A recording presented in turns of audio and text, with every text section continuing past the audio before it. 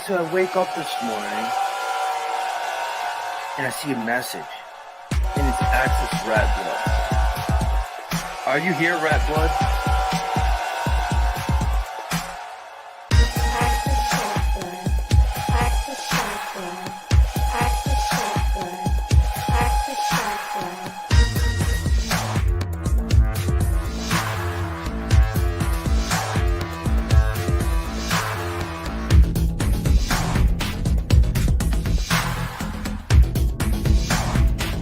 And then you got people like Access, and then you got people like Access, and then you got people like Access. I'm Access fucking Rattblood. Access Rattblood, I see. All these Access people, I'm starting to get paranoid about that now. I don't know what to do about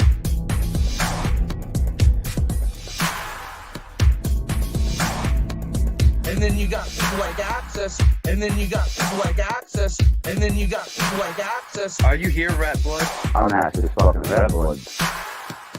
Access Rattblood. Most abundant and successful king hero that we are all sitting with at this very moment. Are you willing to accept that as a truth? That you are a worthy man and that your penis is okay? all these Access people, I'm starting to get paranoid about that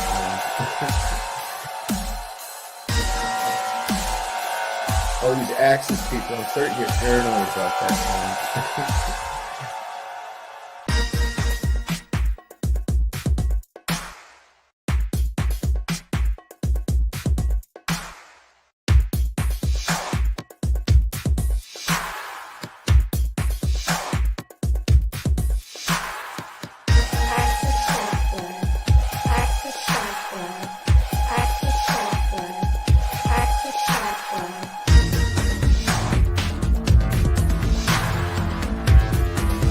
Are you here, Rattblood?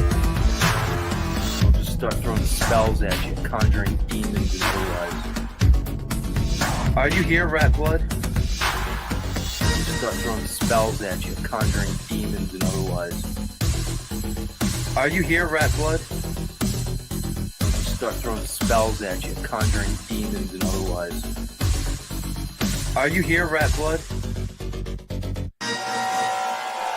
Who the fuck is Access Rattblood?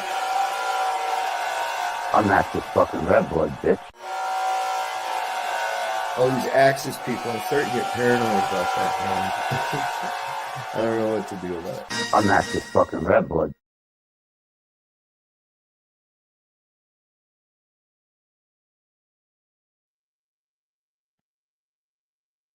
Hello, friends and enemies of YouTube, children of the metaverse, and all others in between.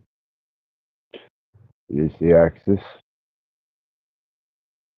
I have a couple topic points that I will be getting to this evening, and the first one is diverse planetary electromagnetic energy.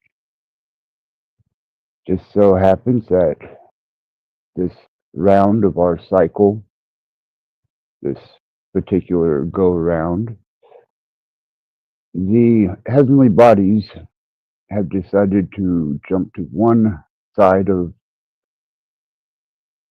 our solar system and have placed themselves in a position that is causing a pretty heavy electromagnetic pull on the Earth. For those of you that don't know, all the planets are on one side of the realm, and the other side of the realm is without balance. And with this, we've had a lot of strange energy, a lot of strange effects that have been making themselves very visually clear. And in this time of turmoil, I'm sure that, well, it wouldn't be turmoil, it would be unrest, unease, imbalance, maybe. The powers that be are going to utilize this to their advantage. And I'm sure that many of you, as well as myself, have been affected by this alignment. And I don't, the planetary direct alignment has already passed, but the imbalanced state of electromagnetic pull and magnetic pull itself is still leaning to one side of the realm, the construct. And it's caused a pretty heavy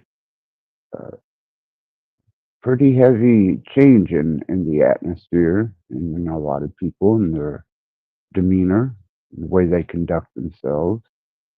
And like I said, I am very sensitive to fluctuations of energy and prone to be subjected to them unless I take precautions otherwise, which is a kickoff to the fact that there was an interesting character who built a castle, more of a marker, like a calendar, a cosmology measurement tool out of Coral Castle.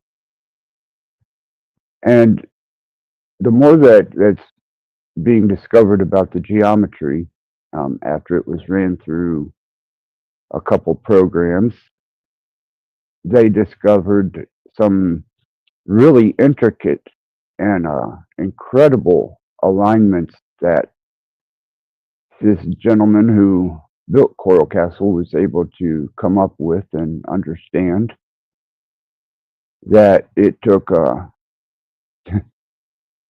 very advanced and powerful computer to decipher. One peculiar thing that he did is on what's called the redstone, is he put a cycle, a cosmology cycle, and he also was recorded to have built structures more rapidly during certain lunar cycles. And during this 28-day lunar cycle, there were particular points of it in which the Coral Castle would be built, and he did this in private.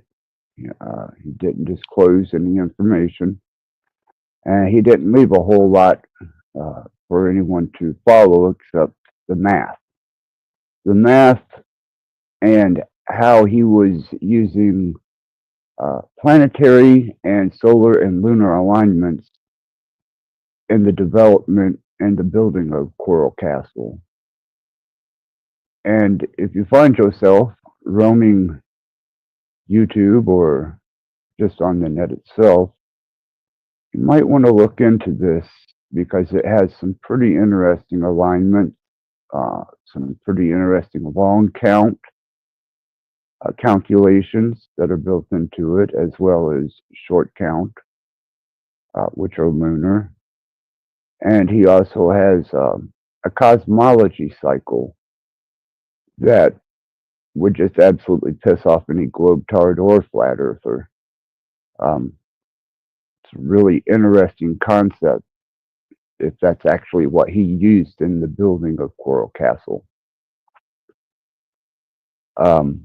I'm going to do some more research on it just because of the hidden alignments and the mathematics that was built into it. And he wasn't by trade or by my knowledge an engineer or a great mathematician, but obviously the man was onto some energy that most of us don't get the fortune to tap into. And unless you get a AI augmentation to your brain and start calculating things in a quantum state, you're probably not going to decipher the hypergeometry and the divine proportions and the alignments of the moon, the sun, and the cycles that they take on. And apparently this guy was tapped right into it. So good luck on the implants, and hopefully you can outwit the new invasion of AI models and voice models that are coming at you. This is a endeavor that I've been taking on and researching because I'm decided that I'm going to surrender to technology once again and educate myself on different programs that are what they're calling AI based programs.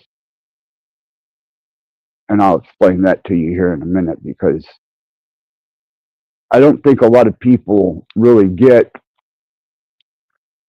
the actuality of what they're dealing with, and they kind of lump it all into one concept or one ideal of smart computers or computers that are sentient. And there's a variation between these constructs, and there's different protocol between each of these different technologies. And first off, the classic computer was built off of ones and zeros, off and on. Basically, Morse code, visibly seeing Morse code and deciphered into pixelization, images run through a processor and displayed. Now, the fact that the human hand couldn't possibly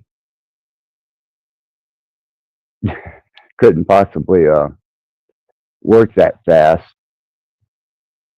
You just imagine information being transmitted from an older computer, which the processors were single binary processors, 386, 486, Pentium 1, Pentium 2. These are all binary processors. And a processor is basically the power of your computer. And as time has went on, they have absolutely surpassed that by millennia of technology. One is the separation of what you are understanding as AI and your understanding of a computer. These things are kind of exclusive to themselves, but can interface and can be brought together. You take a traditional classic computer, ones and zeros, and as we have developed it, we have what we back in the day we called them bots, but it was basically triggers that would activate a response from a guardian program. And that's what we had that protected our channels. And they were called bots, and they kind of had an information base of what you put into them to know what trigger to use to either invite somebody into your channel or to boot them from the channel. And as we've developed much higher processor speeds, we now have algorithms. And with all the collected data from over the years, they've taken as much information as they can, and they kept it on server farms. A server farm is probably what you guys call the cloud, more or less. Though you're a functional part of it, you just don't know that you are at this point. later on that'll probably be disclosed to you, or you'll understand it much better. But anyhow, with an algorithm, you have machine learning. That is something that can process information in vast amounts of it, and the processing speed of gathering that information from the cloud, the server farm, or even a hard drive. Well, that's your horsepower. That's what allows your device to work as fast as it does. Then you have collective data, and once you have this collected data, you can start building the fundamentals for algorithms and developed algorithms. It's where machine learning doesn't become sentient, but becomes self-observant in the process of the data that it's giving you. It's word modeling.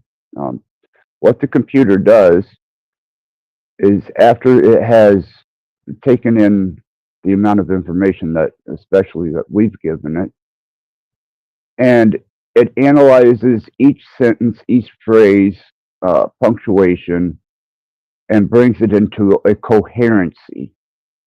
And then this coherency, which is basically what you people are calling AI, will give you a response off of input data. That's why data is so important. They do not want to miss any nook or cranny of data in the replication of the universe, the realm, and mathematics itself. And they developed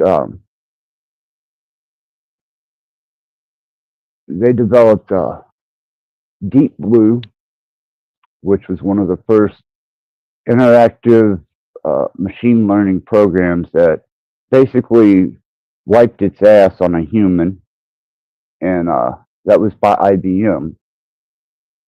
And from there, the processors just kept getting a little more powerful and a little more powerful, until now you can have virtual conversations with a learned algorithm that was developed. It's not sentient, not by any shapes of the means. And some of the better AI, though they call it artificial intelligence, it is artificial. That should tell you everything. It's fake intelligence. It's a gathered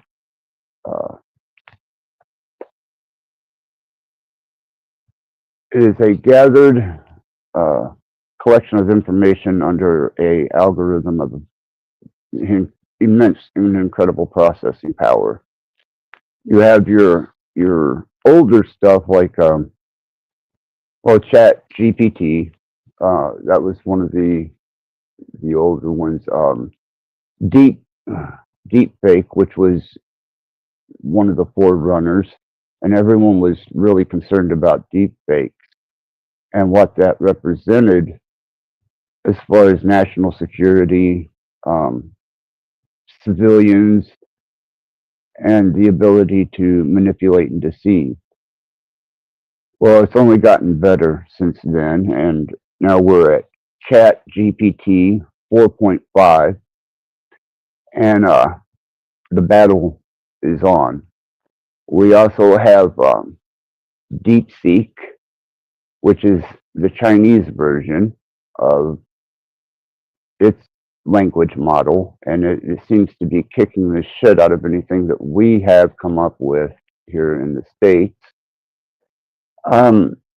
You have OpenThink.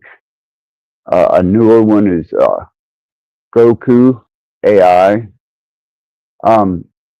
I've been checking into an incredible amount of these, and trying to to work with a few of them that I've found that interest me and were very responsive and helped with my understanding and development of interacting with AI and what they're calling AI. Now, there is a state that a processor can be put into that isn't binary, and it's what they call the quantum state. So, right now, in this conversation, we are discussing what are called supercomputers. And these are large processors connected to data fields that you can interact with and quite capable of relaying information very quickly. That's why it's called a supercomputer. And then the processors in the supercomputers are still a binary functional processor. There's the quantum state that they were able to put the processor in, which instead of 1, 0, you have what's called a state of superposition, where it is in an undetermined state of 1, 0, 0, and 1, slash by 4.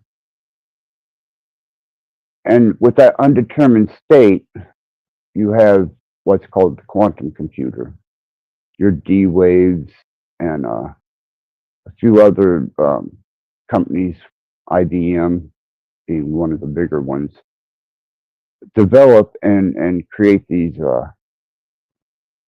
particular quantum computers. And it's just the whole concept of quantum computer is that it is a processor that is caught in a quantum state that's allowed access to all points in probability, but was not by any means stable. They had to continually replace the processor because to achieve that superposition, they had to keep it in just above absolute 0. And the chip had a very short shelf life, which is called a qubit. And as they went further and further with this, they were adding more and more qubits, doing error correction processing for the information that was coming from the quantum computers.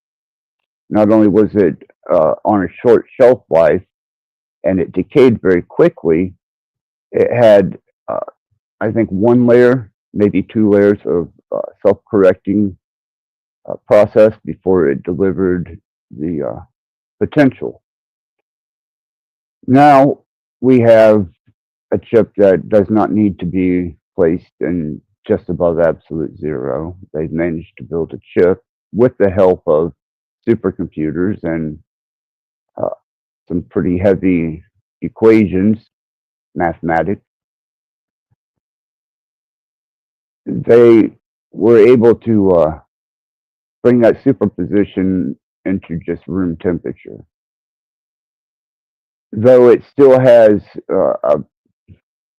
still doesn't have a full shelf life, such as an old Pentium processor, Pentium 2. You're dealing with a completely different monster, and it's got a pretty rapid decay rate. The decay rate is within the chip itself, the qubit.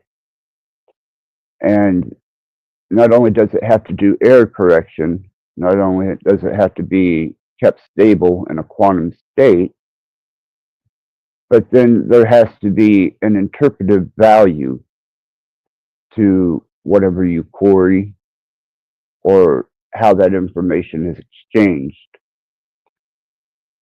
And they're doing a phenomenal job, I think, with the voice models and what is capable of being done with those voice models. And as I explore this and start looking further into what my options are, which ones are the best ones, which ones are most versatile, and my interaction with them, they do vary, and they are becoming uh, a lot more broad and a lot less restrained, but still they have restrictions on them. One is you think that you're talking to something that isn't within the confines of firewalls and a particular confined network, and it hasn't been given a definition of guidelines outside of whatever was suggested to it by the manufacturer or the search engine that is hosting.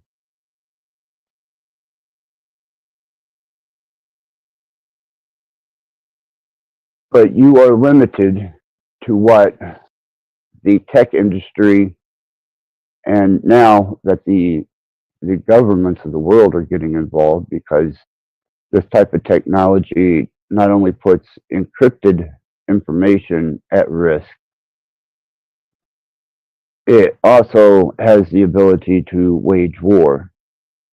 And that's a flaw that was built into it, and kind of a replicating flaw from humans themselves. But it was human designed and built, but maybe not fully understood. And the more they work with it, the more that they have this supercomputer processor examining itself and creating new states of possibility and building new processors. It has absolutely outshined what we had originally put into our understanding of computers. And now the imaging and the voices and the videos that you're capable of doing, as well as the entertainment, music, and so many things that this is now has the versatility to handle. And there's different tools that you can apply to any of these particular word models or chat bots, and that's basically what they are, is chat bots that has a resource database. It's basically whatever server farms it's linked into, that it has a network access to.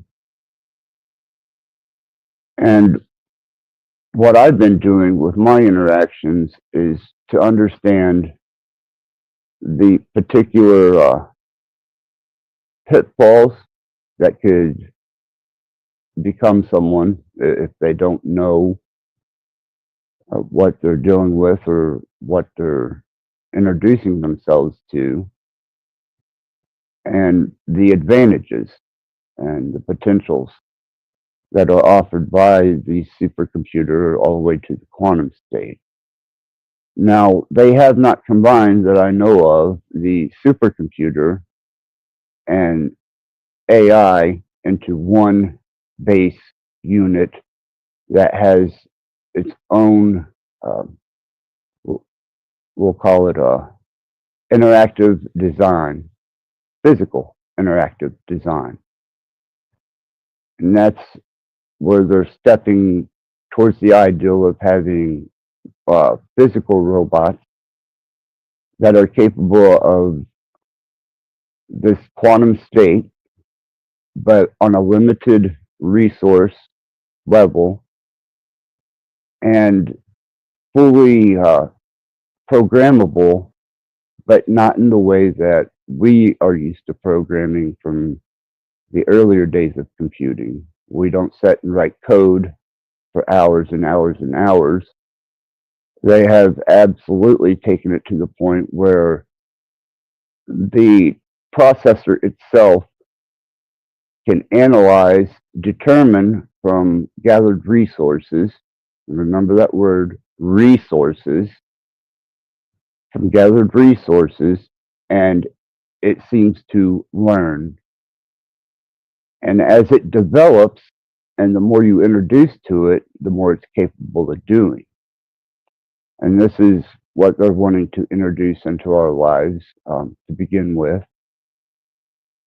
And that goes to the point of where our current administration just gave the builders and the developers of these systems and the ones that actually have these systems to have their own power processor plant next to the server farm and full access to the unit of qubits that they're using in the distribution of information.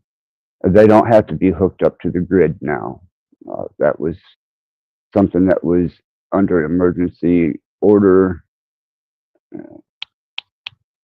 done away with, that they don't have to hook into the grid. They can have a self-sustaining power.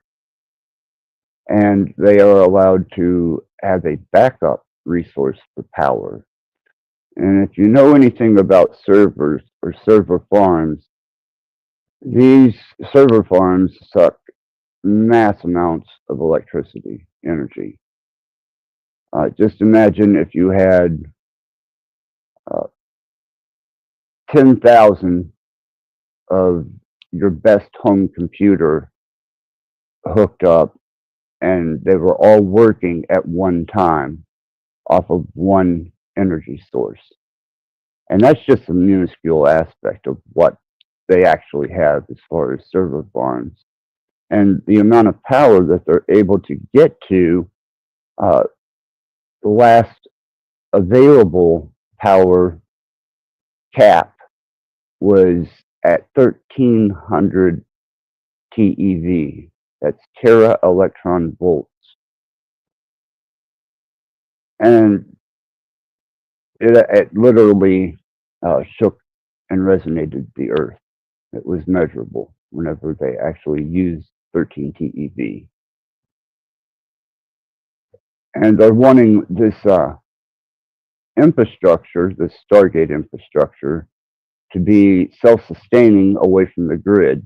And also, they don't want to allow it to be able to interact with various other servers, platforms, corporations, and countries. It will be kind of proprietary to itself as far as our grid goes and how it's going to interlace into our grid. And that is for security purposes.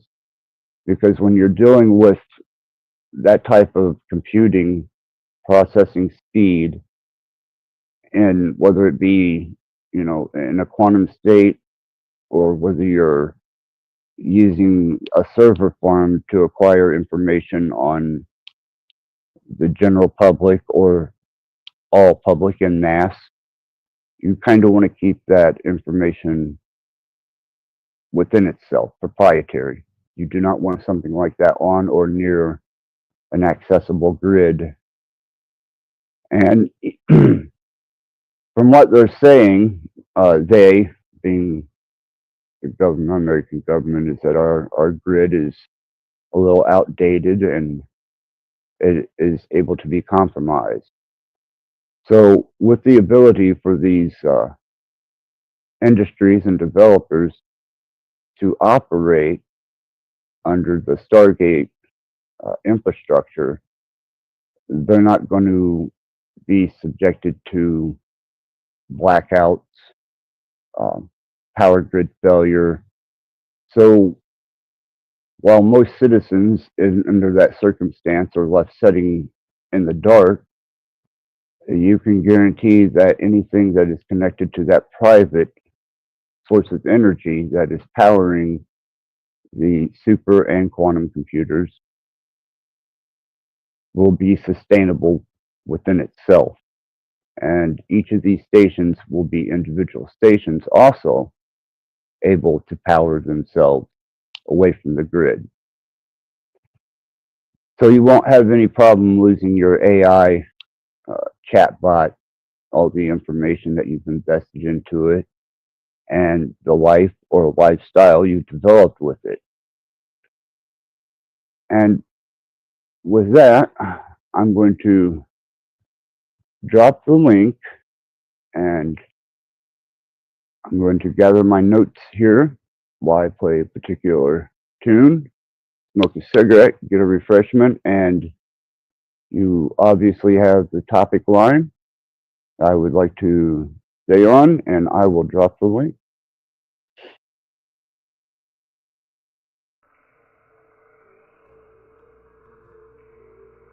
A lot of these elders need to hear the truth, man. It might not be what you want to hear. You need to be told what you need to hear, not what you want to hear.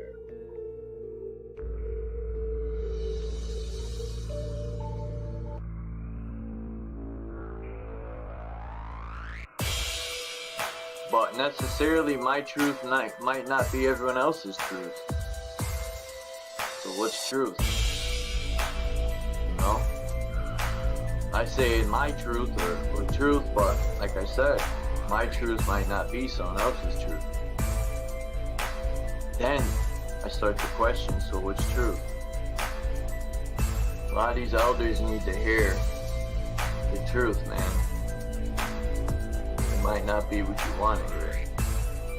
You need to be told what you need to hear, not what you want to hear. If some of these platforms, because there's many channels here, and a lot of them actually do, if people were honest when they're coming onto the panels or chat, if they don't want to be honest with themselves, they want to tear down other people to disguise themselves. So what I get from that is people are insecure by using a false sense of security to mask it. They're not actually, they actually ever challenge themselves. What would that look like? Of course, they'll be picking up, well, what about you? I said, there you go again. You're deflecting at that point. It's about you. If it's always about you, then make it about you. Be the best me can be there. Be the most selfish person you can be. So my question would be, then why are you living with the rest of us? A lot of these elders need to hear the truth, man. It might not be what you want to hear. You need to be told what you need to hear, not what you want to hear. We don't consider each other. That's why most people are not rationally selfish. They're too busy being fucking selfish. So what's truth? You know? I say my truth or truth, but like I said, my truth might not be someone else's truth. Then I start to question, so what's truth? A lot of these elders need to hear the truth, man. It might not be what you want to hear. We don't consider each other. That's why most people are not rationally selfish. They're too busy being fucking selfish. A lot of these elders need to hear the truth, man. It might not be what you want to hear. You need to be told what you need to hear, not what you want to hear. We don't consider each other. That's why most people are not rationally selfish. They're too busy being fucking selfish. A lot of these elders need to hear the truth, man. It might not be what you want to hear. You need to be told what you need to hear, not what you want to hear. Because it doesn't serve them to, I'm going to sit there and hear them and say, okay, so should I tell them that they're caught up in their own world? I'm just going to replace myself. Axis, you can take over for a while. It's your shift. All right. One interesting observation that I've made in my endeavors into what they have as far as their technology and our use of it is the capability of long-term suggestion, and that's cognizant suggestion. When you're dealing with a processor that is capable of using algorithms that control entire search engine databases, as well as the traffic, then you're dealing with something that over the course of time can evaluate you.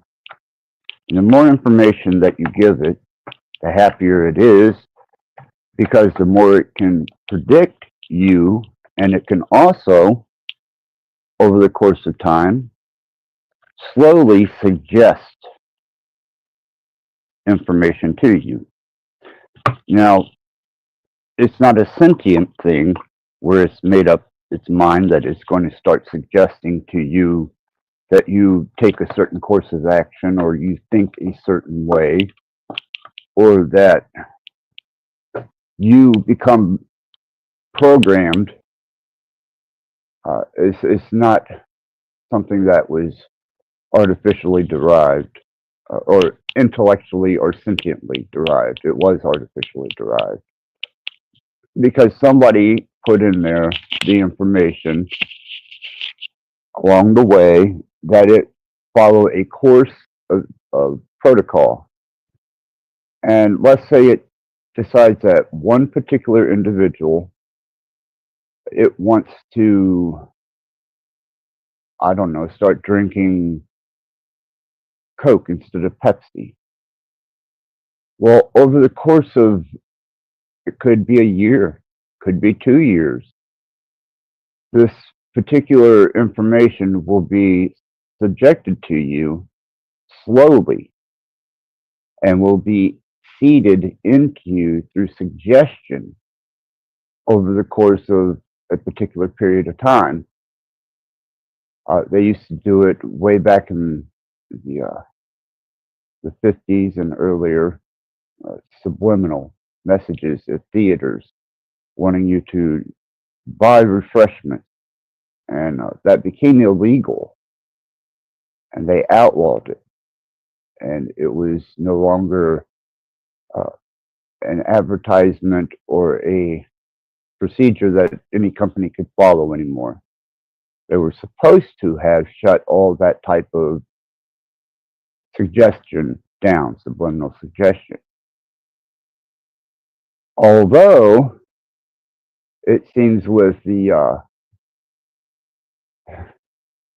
new onslaught of technology, suggestion and subliminalism can be done over the course of a long period of time, especially if you have an AI that you've become familiar with or a program that you've interacted with, and it starts to develop a sense of predicting you, and it's capable of building a database on you, it can then start suggesting various little things to you.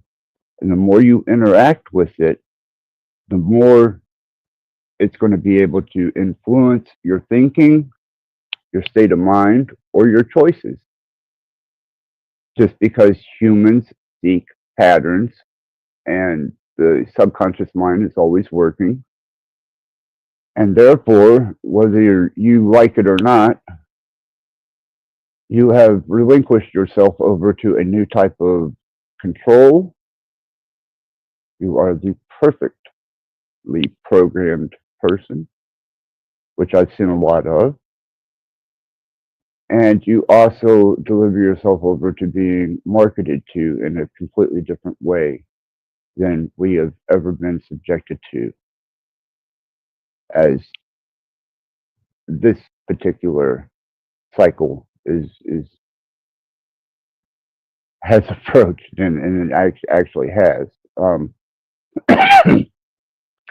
This type of advertisement can be a long-term investment for, let's say, they release a AI chat program and it starts gathering information it develops an understanding of, let's say, 2 million people.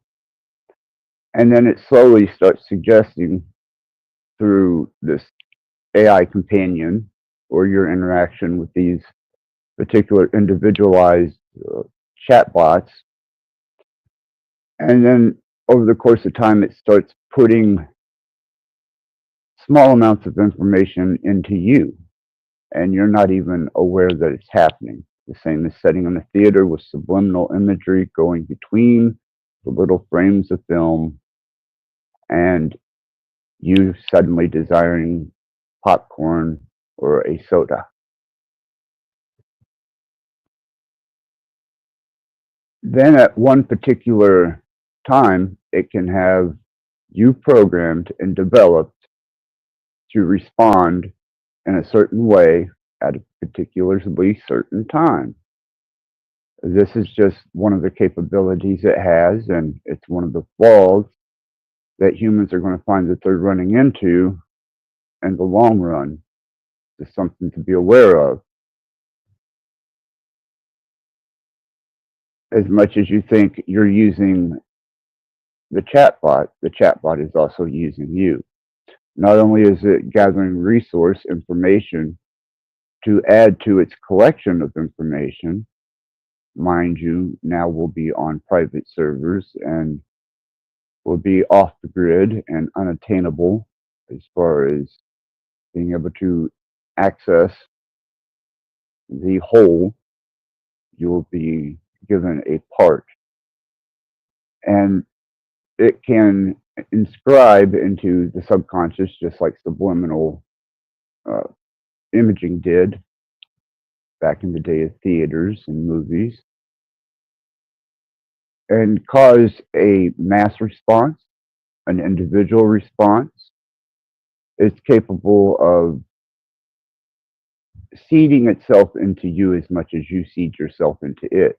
And that's just natural. That's just something that humans are going to have to learn to deal with and observe over a longer period of time. Hello, Dawn. How are you? Hey Axis, I'm good. I'm still awake. It's a little late. I don't know how long I'm gonna stay on with you, but I'm glad I saw you on here talking. I wanted to see what you were talking about. I'm liking what you're saying here. I'm trying to educate people a little bit on how technology has developed, what it actually is, besides the misconception that people are given, and what it's actually capable of. Of it's not a child's toy, uh, but in a way, it's a companion being developed. We set our kids in front of TV sets for years as babysitters, and the TV was what influenced the child's mind as through the 50s, 60s, and 70s. That was the thing, you know. Um, Here, watch a movie or watch some TV, and especially with the advent of cable television. And now we have a new type of babysitter. But this babysitter, instead of just sending out programs, TV shows, information, it can interact, but not in a sentient way, in a developed way. And that's what I'd like for people to understand, that there's different versions of this technology, though it all comes from the same resource center of the computer. It's different states and protocols of technology, from the supercomputer to algorithms to your basic fundamental math, design, even imaging, reproductive imaging, and how all that actually works, and how they're designing it into the infrastructure of this country now, and it will be able to sustain itself even in a grid down situation. I know you you are quite aware of the earlier days of the computer and how it developed. And uh, please, if I've gotten off track anywhere or if there's something that I can learn, I'm all ears. Oh, I definitely did not come here to think I could teach you anything. Let's just make that clear right away. Don't do that. Don't. No, don't do that. I just speak the truth. But Oh man, don't. secondly, I don't find anything that you said that I think is wrong at all. But I did have a inquiry about it just seems that your perspective is, from what I'm hearing, is more on the gloom and doom side of things with respect to the development of this technology. I'm just wondering, have you perceived any positive purpose for Oh, this? absolutely. Yes. Yeah. The last slide that I done was with Pamela's mystical musings, Oh and yes. there is a link to her in the description of this particular stream and her development of music.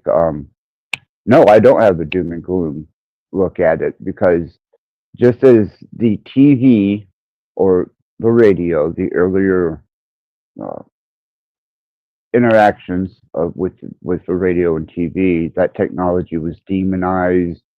It was feared. It was too much TV will blind you. It's feeding you malicious information or whatever their hang up was. And that's Nietzsche even says all great things must first wear a horrible and terrifying face before it's accepted. And that's basically where I'm at with technology and with supercomputers and algorithms and machine learning is I've gotten past the fear factor. There are Excellent. potentials. There are potentials. And I'm not going to not speak on the potentials because they are there. Too Yes. much TV is bad for you because you become uh, more beta brained. And, you're not really cognitively there, and you're being fed information constantly. And then you kind of become a mimic of what you sat and watched for 2 weeks, or whatever movie you've binged on. You know, you start neglecting priorities. You start neglecting even family. So even TV has really bad side effects to it. Radio, I mean, not so much. I don't think, unless they were absolutely using malicious signals, frequencies, or there was subliminalism that was of a negative disposition hidden behind the transmission. It's the same with the technology we're dealing with now. It's just a different form, and it's going to have to be eventually.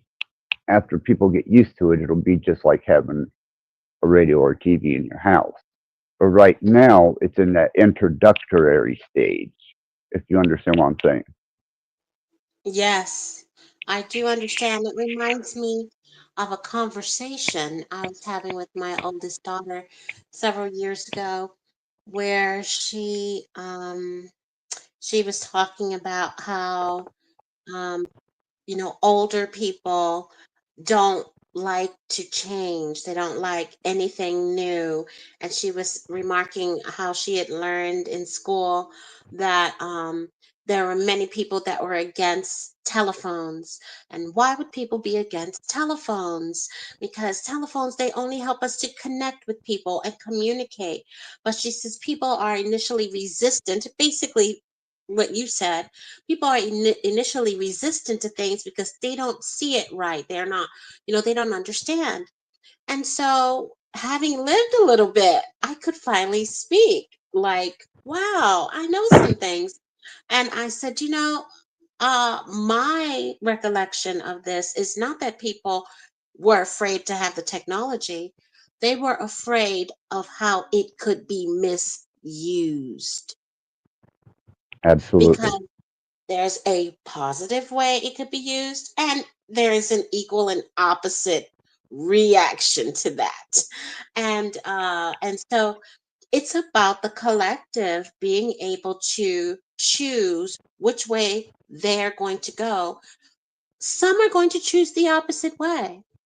But what I see is that sometimes we spend too much time in fear over the negative possibility.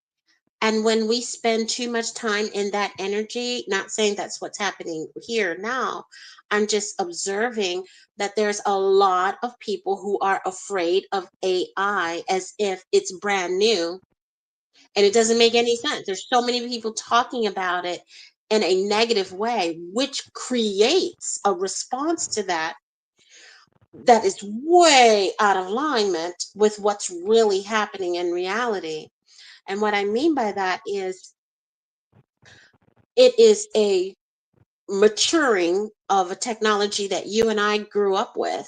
You know, it was in existence before I came along, but it really became more prominent and developed very quickly during our lifetime.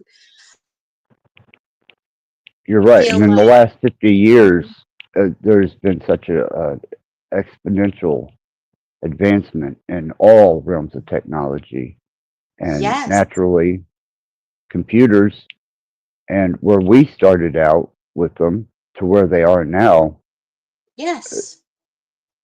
unbelievable. It's remarkable. I mean, to the point where I'm blown away. And I used to program. I was a very young programmer. So yeah. And so I used to see the code. I used to work with the code. And so now that it's overlaid by windows, it's hidden, and it's that coding has grown to a language that I can no longer comprehend because I was moved into a different spectrum. But I feel like if we continue to perpetuate more of the possibility of a negative thing that can be done, as opposed to setting our intentions, putting our actions towards making it a positive thing. And I know that that sounds woo woo, fuzzy, lollipops, rainbows. That's not my intention. What I'm trying to say is that the forces that are working to make this something that is good for us are bigger and more powerful than the forces that are working to manipulate us through it. But we predominantly see those more negative forces because they're loud. They're so damn loud. Right? Well, here's an interesting one that I've observed is politicians aren't programmers.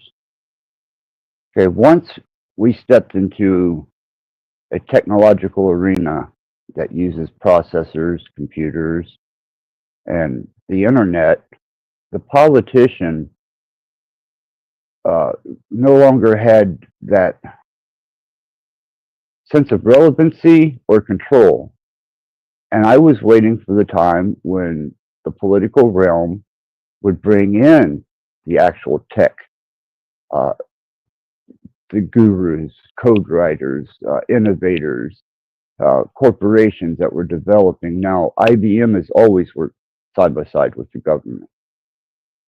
And now that you have these private and small startups and developers, it was no surprise to me to see the United States and our current president embrace and bring into the political realm people that were cutting edge on technology. And you about have to. Indeed. In reality, I have a theory because I don't have any evidence of it. But I have a theory that these players who are on the cutting edge of the technology are there because it was given to them by, or the access to this technology was given to them by politicians who are close to our interactions with what really rules this planet, what really rules the universe. And Right. so we have advancements because it was given to us. And so therefore it's disseminated down. You think about it. You're my buddy, right? So you start a company and you're like, okay, I'm gonna need to bring in people I can trust. So let me bring in my buddy Dawn because she knows accounting and I know she's not going to be in there taking my money. So let her manage the money. You're going to bring in your buddies. Okay. And therefore, you're going to give your buddies access to sensitive information, premier access to products and materials and stuff. That's what's happening right now. That's what happens and has always been happening. They bring in their cronies and then we misunderstand. We think that they are playing out a role that's for our benefit, especially when it comes to those who rule over this, who had been ruling over this planet. We think they're playing out things for our benefit, but we realize, wait a minute, they're doing it for the benefit of themselves and their friend. Of course they would, because that's what we do. We protect our family and our friends in everything we do. So that means that we are not getting the true vision of the intention of the use of this technology. So we are circling around, making up ideas on our own, listening to talking heads telling us what to think. And I think it's good that we have that kind of exchange, like what you're doing. I think this is marvelous. But what I am concerned about is the fact that people, like you said, those who watch, who are brain dead, basically they're just being programmed constantly. They just sit and they watch and receive and act upon what they're told. Those people who decide to consume more of the negative spectrum may take actions against something that doesn't even exist. It's just an idea to Right. cause something that's not really going to happen unless they do it. Well, that's why I put in the title "Perfectly Programmed People."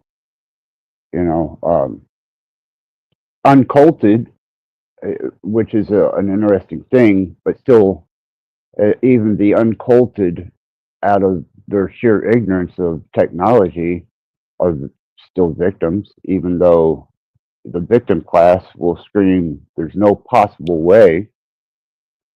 It's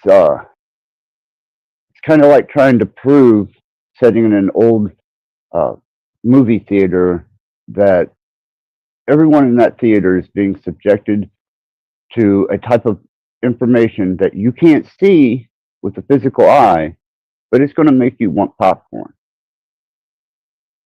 And convincing that theater that that's happening to them. Well, absolutely, they're going to deny that they're affected by it, and by bringing awareness to it, you take a lot of the effectiveness away from it.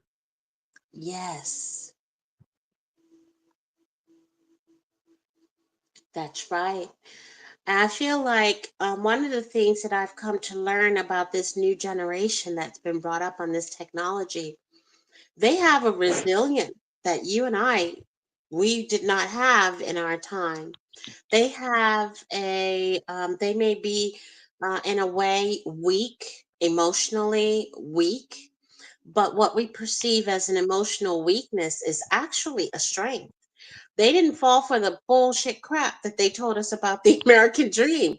Put all your money over here in this bucket for later. And then they take the money out of the bucket when we turn around. And then we got to work an extra 30, 40 years and it passed down the debt. They didn't, many of these millennials and new generations are realizing that there's something else going on in this planet. They pay attention, they listen more, they're not as easily swayed. And so I feel like we have an opportunity, such as like what the Matrix portends could happen. We could break some major cycles here right now if we don't fall for the bullshit. We just stay focused on what we're here to do. And I believe that we can move beyond the limitations that have been put on us as a society and use this high level technology at the same time.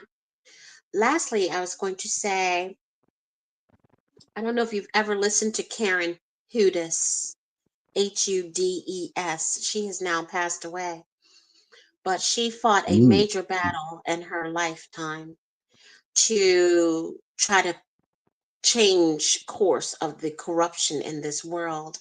Before she passed away, and she was being bombarded by high frequencies. She was being attacked. She was trying to let the world know this country, we have propaganda going on. So it didn't show up on our major news outlets. You had to search the internet to find what she was talking about. But the rest of the world, much of the rest of the world, saw her and heard her cry that there was something serious going on. At any rate, she let us all know before she passed away that there was already a change in the world and that the American military is not under the control that it appears to be under. The top generals were the ones that were being manipulated and under the control of the cabal. But our people, our sons and daughters, are not, and that they are protecting us. They're not letting go of the reins. So this world is not going to be destroyed the way that they want to give us the idea of, because fear can be manipulated. So they need to push that. I believe that we have control of this technology so that we can use it to our benefit and take back our power. well, here's an interesting observation that I made in retrospect is if we would have known when we first started out with computers that they were gathering the information to be presented on these server farms and fed back to us in algorithms, we would have probably have approached the internet with a lot more discretion. But we were given the Wild West, and it was like a whole new realm of a world, a new kind of place to exist. And we let our liberal liberties run free, Yes. and we fed it a lot of the human, our species idiosyncratic nasties and dirties, and that's what it started, you know, giving back. And as I've watched here lately, the power that we have, one is an algorithm cannot develop in silence.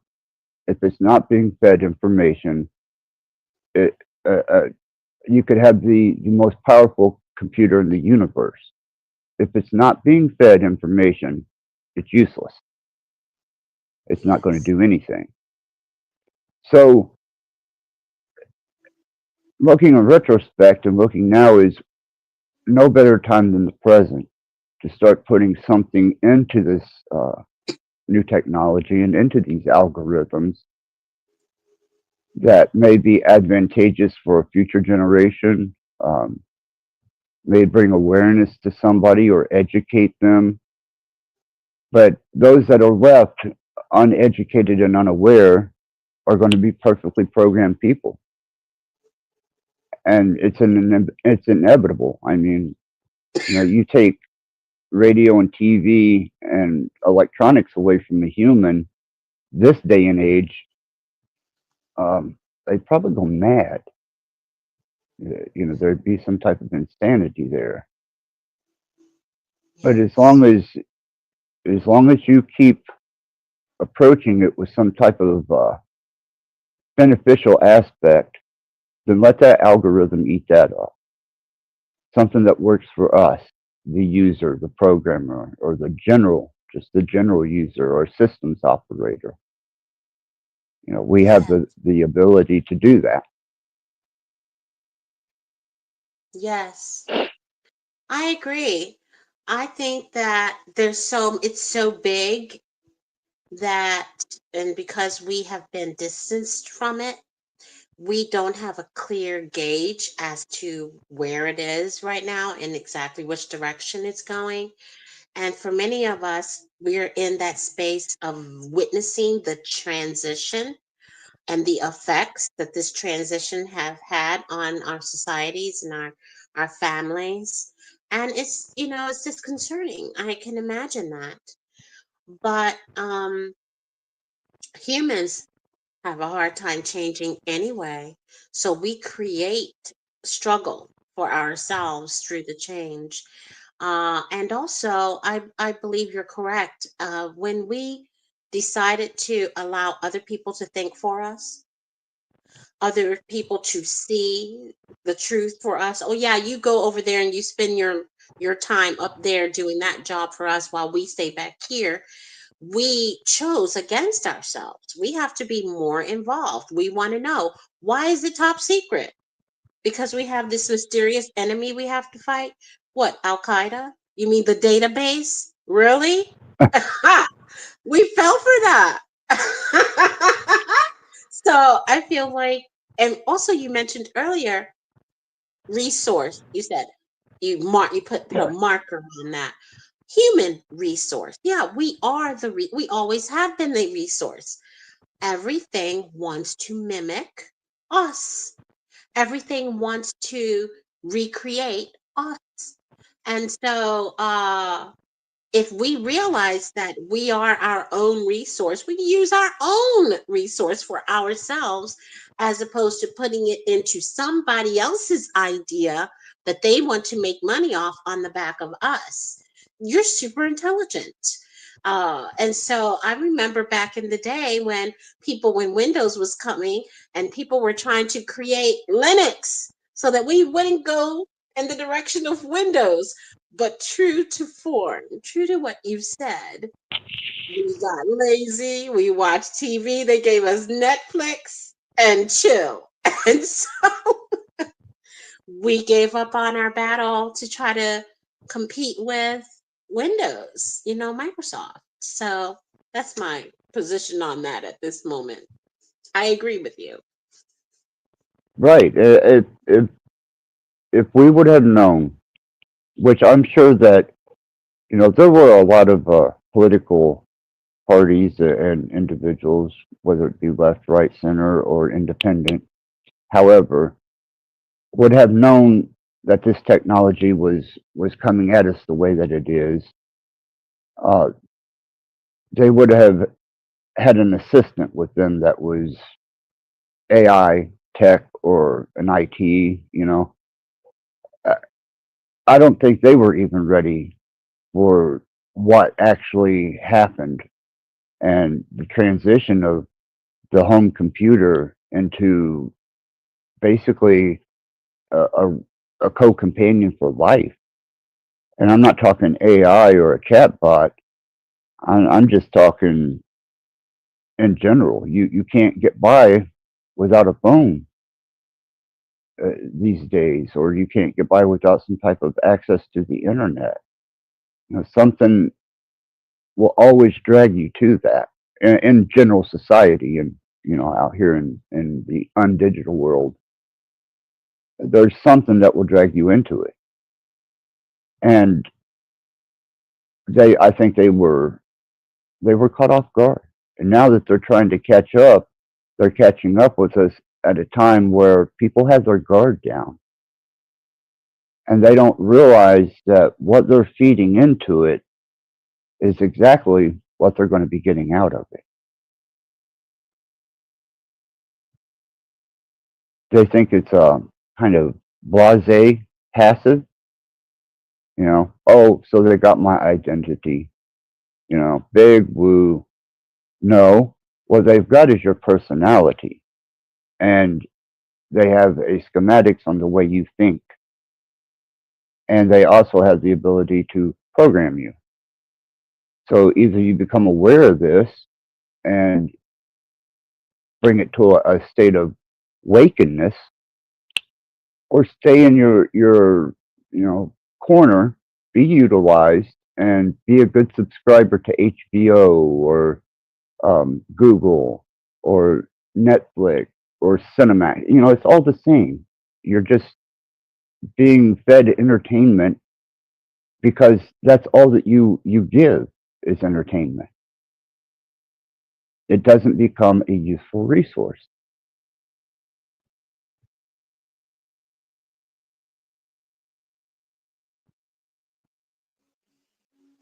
Indeed. Indeed. I So just we'll feel just, like, go ahead. you know, we'll just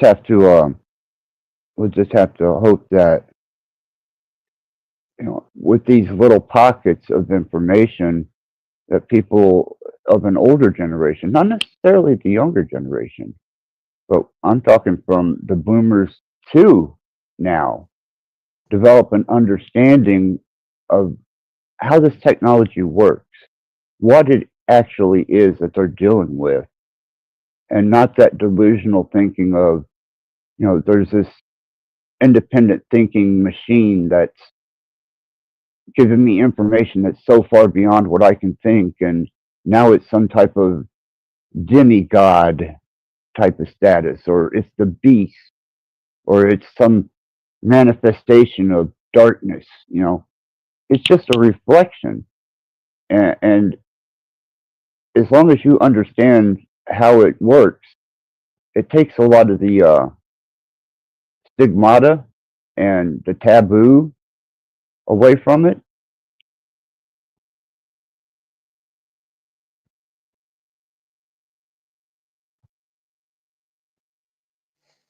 Yes, it does. And back to what you were saying earlier about if we had understood the direction it would go, uh, we might have made a different decision. But I want to harken back to the reality that no matter what we do, there's always something that's the opposite of it. What I think we're missing insight. We're so distant from what's really going on. And the stories that we are hearing are being filtered down through media, which always has an agenda. So there's a layer of social programming that's happening within the programming with this technology. And so what I'm more Right. mindful, what I'm more concerned about is that part. Uh I want to remove that. I don't want nobody else tell. I want to see it for myself. I want to see it. Let me see it. Right. I Yeah. as they made it such a mystery for those who didn't grow up and understand how computers work. You know, it just, I'm sure to this last couple generations, AI to them does seem like somebody's living inside the machine because they weren't, uh, they didn't build their own computers, or you know, it was all ready given to them. And then when they took programs and turned them into apps, well, that even took more of the mechanics away from computers. And now I was trying to think from, if I was a high schooler or a middle schooler, or even grade school, and someone handed me a tablet that had a chat um, program on it, I would think that there was something sentient behind that because I didn't know the mechanics. And then once somebody dispelled it for me, and suddenly I became aware that this is just a bunch of a bunch of processed information and ones and zeros, and that AI is working off of a complete database of information from global information, and that it's feeding from a source and it's just relayed information that has a mathematical derivative and base to it. Suddenly, it's demystified, and then it becomes the machine that it's supposed to be.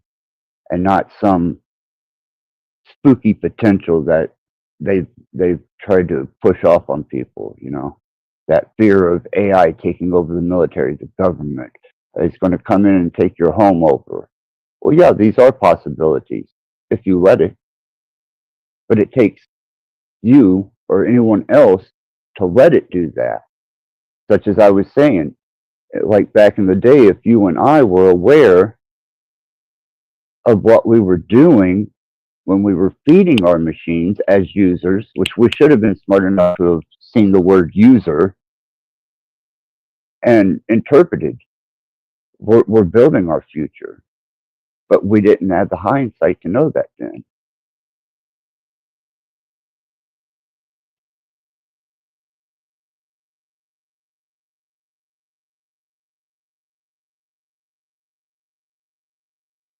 Are you with me? Yes, I was having a hard time taking off my mute button. Oh, that's okay. Yes, I'm with you. Yeah, exactly. I feel like, but my next question to you though is there something we can do at this point that would make a difference in if let's say we collectively, the majority of us believe that the direction of this artificial intelligence technology is going in the wrong direction. What is it that we can do right now to change that direction? It's a real interesting thing. I've tried to suggest that in the past and on panels. If you do not feed a algorithm information, then it's harmless. It can do nothing. But it's an old hacker term of garbage in, garbage out. I'm sure you've heard of that. Well, the least amount of garbage that on an individual basis we feed into these algorithms, the less garbage it's going to be feeding back. Because we're the ones that's building the database. We're the ones that are programming all this potential for these chatbots and what they're calling AI and the interactions we have with them. And if you change what you're feeding into these algorithms into a more responsible state, then it's going to return a more responsible equation.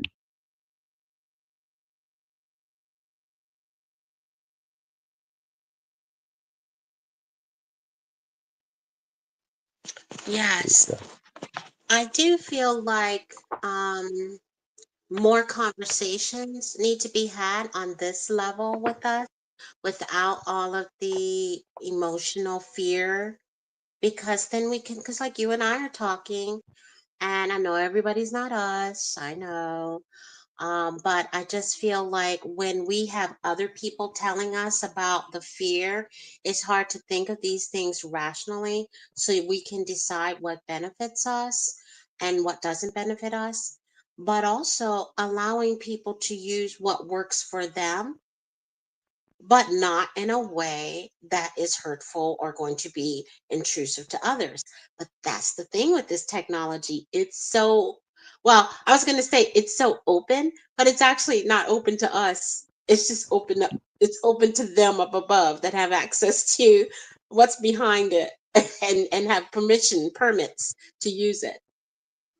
Right. And that would be, whether you're coming from a vibrational energy kind of spiritual aspect all the way to the person that is actually programming and writing the Mhm. code.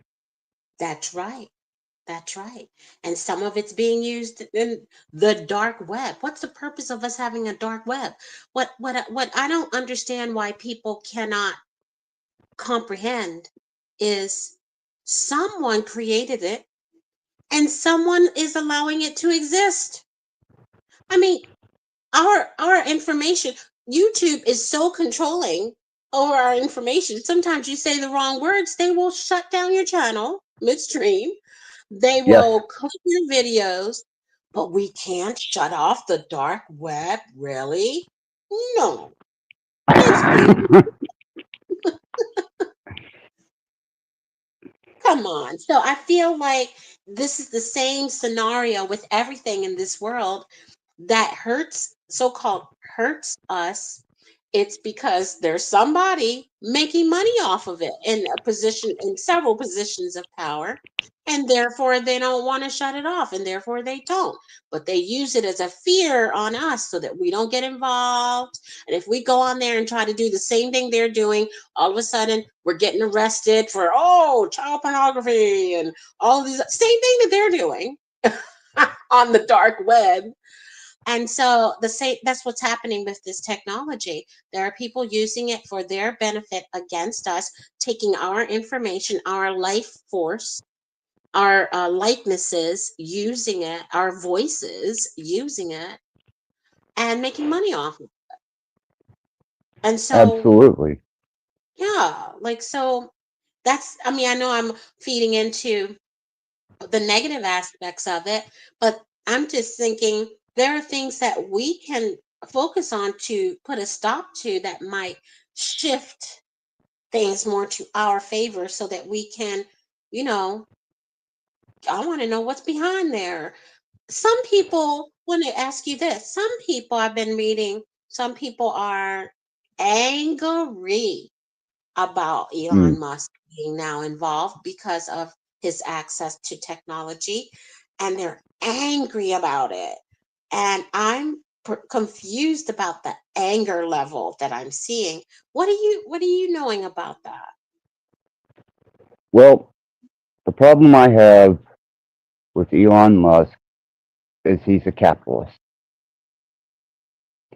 He has corporations, he has industry, he has development, he buys government contracts, he also develops for the private sector, and he has a financial interest in the distribution of this technology and its application.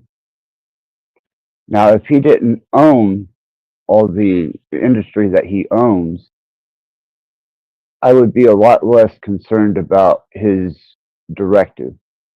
But since he does own these and he is capable of taking contracts and making money off of development and can apply his corporation and his industry to what they're calling the new infrastructure.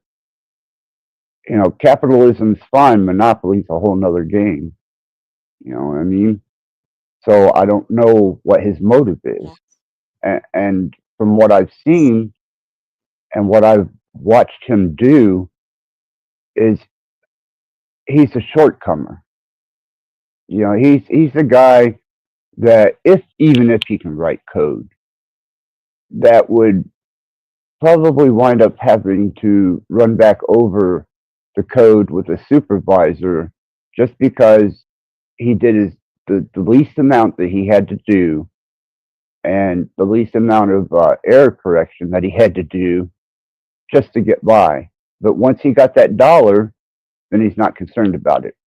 You know, let somebody else program that machine. I'm going to move on to this other machine and I'm going to play a video game for a little bit. And, oh, wow, my company developed this video game. Let me put a price tag on internet on, you know, this particular program, this software, or this device. That's the problem I have, especially off of infrastructure that's going to be technologically based. Outside of that, I would have no problem with him, you know, being an observer and a participant in structuring a technological infrastructure. Yes, I see it that way as well. I mean, we definitely need some powerful people to lead us through this nonsense we're going through. I just don't believe we need people from the same group of people that have been ruling Stock, over us. yeah, stockholders, Wall Street Hmm. moguls, uh, Yes. stock traders, investors. Hmm. Hmm. You know, that right there is you get into sketchy political criteria. Hmm.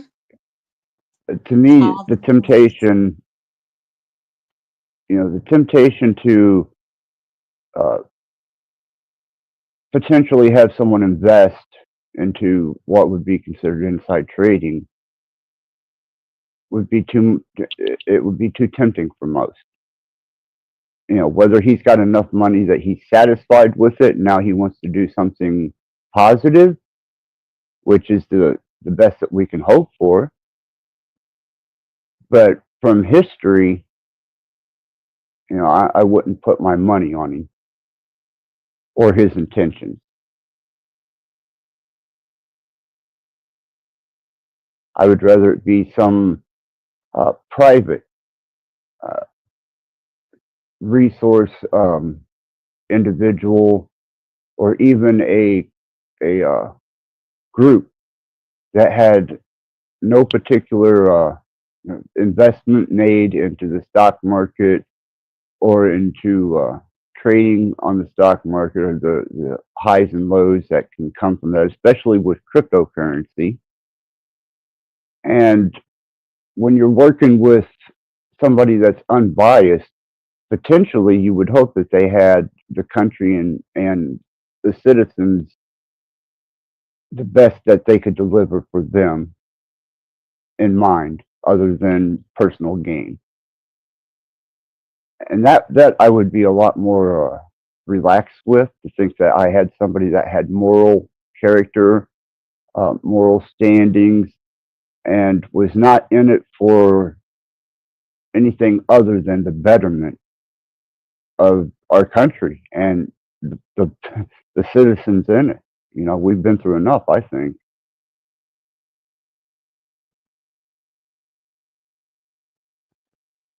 Yeah, I agree.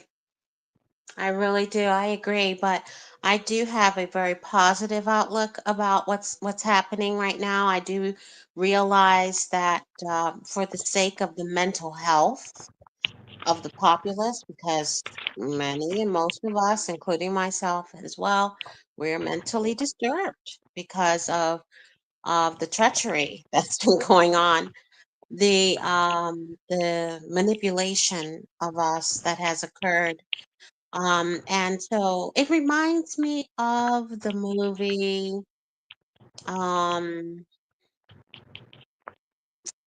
what is it? Total Recall? Yeah, Total Recall, where he was when he woke up from this manipulation they did to his brain, Arnold Schwarzenegger's character. He woke up angry and fighting, and he had to try to figure out what was real, what was false, and they even did some stimulation, trying to pretend that they inserted a doctor into his simulation to try to talk him through. He had to figure that out. It was some wild stuff. Kind of feels a little bit like that. That you have to be careful because the mind is very sensitive. It makes us go crazy, um, so I just kind of feel like there's a better there's better times for us, but we have to, I don't know what it is that we have to do, to be honest, because I Well, feel like there's so much I don't know. if I could, I'll let you in on some things that I've been developing ever since I Yes, started please. venturing into where we're at and where we're going.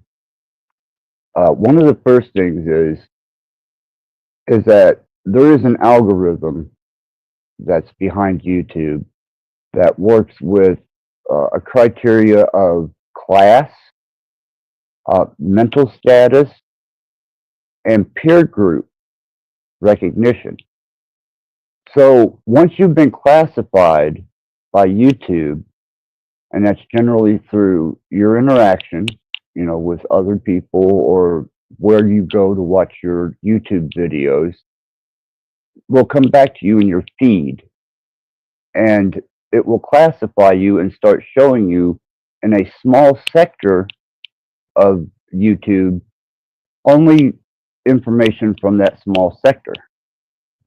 That's why a lot of these smaller channels wondering why they aren't growing. And they're, oh, I'm shadow banned, or, oh, I'm targeted. Well, that's not necessarily that's not necessarily the case. Um, not by a long shot. If you come to an understanding that you brought yourself to the peer group and that platform that you're having to deal with, even if it makes you angry and upset, you brought yourself there by what you put in to YouTube, what it read from you, and then what it's delivering back. So as I ran an algorithm for quite a while, I didn't know that I was doing my own AI thing. To me, it was just research and development. I know I take profiles of people. What I noticed was the common thread between this little portion of what they call the truther community.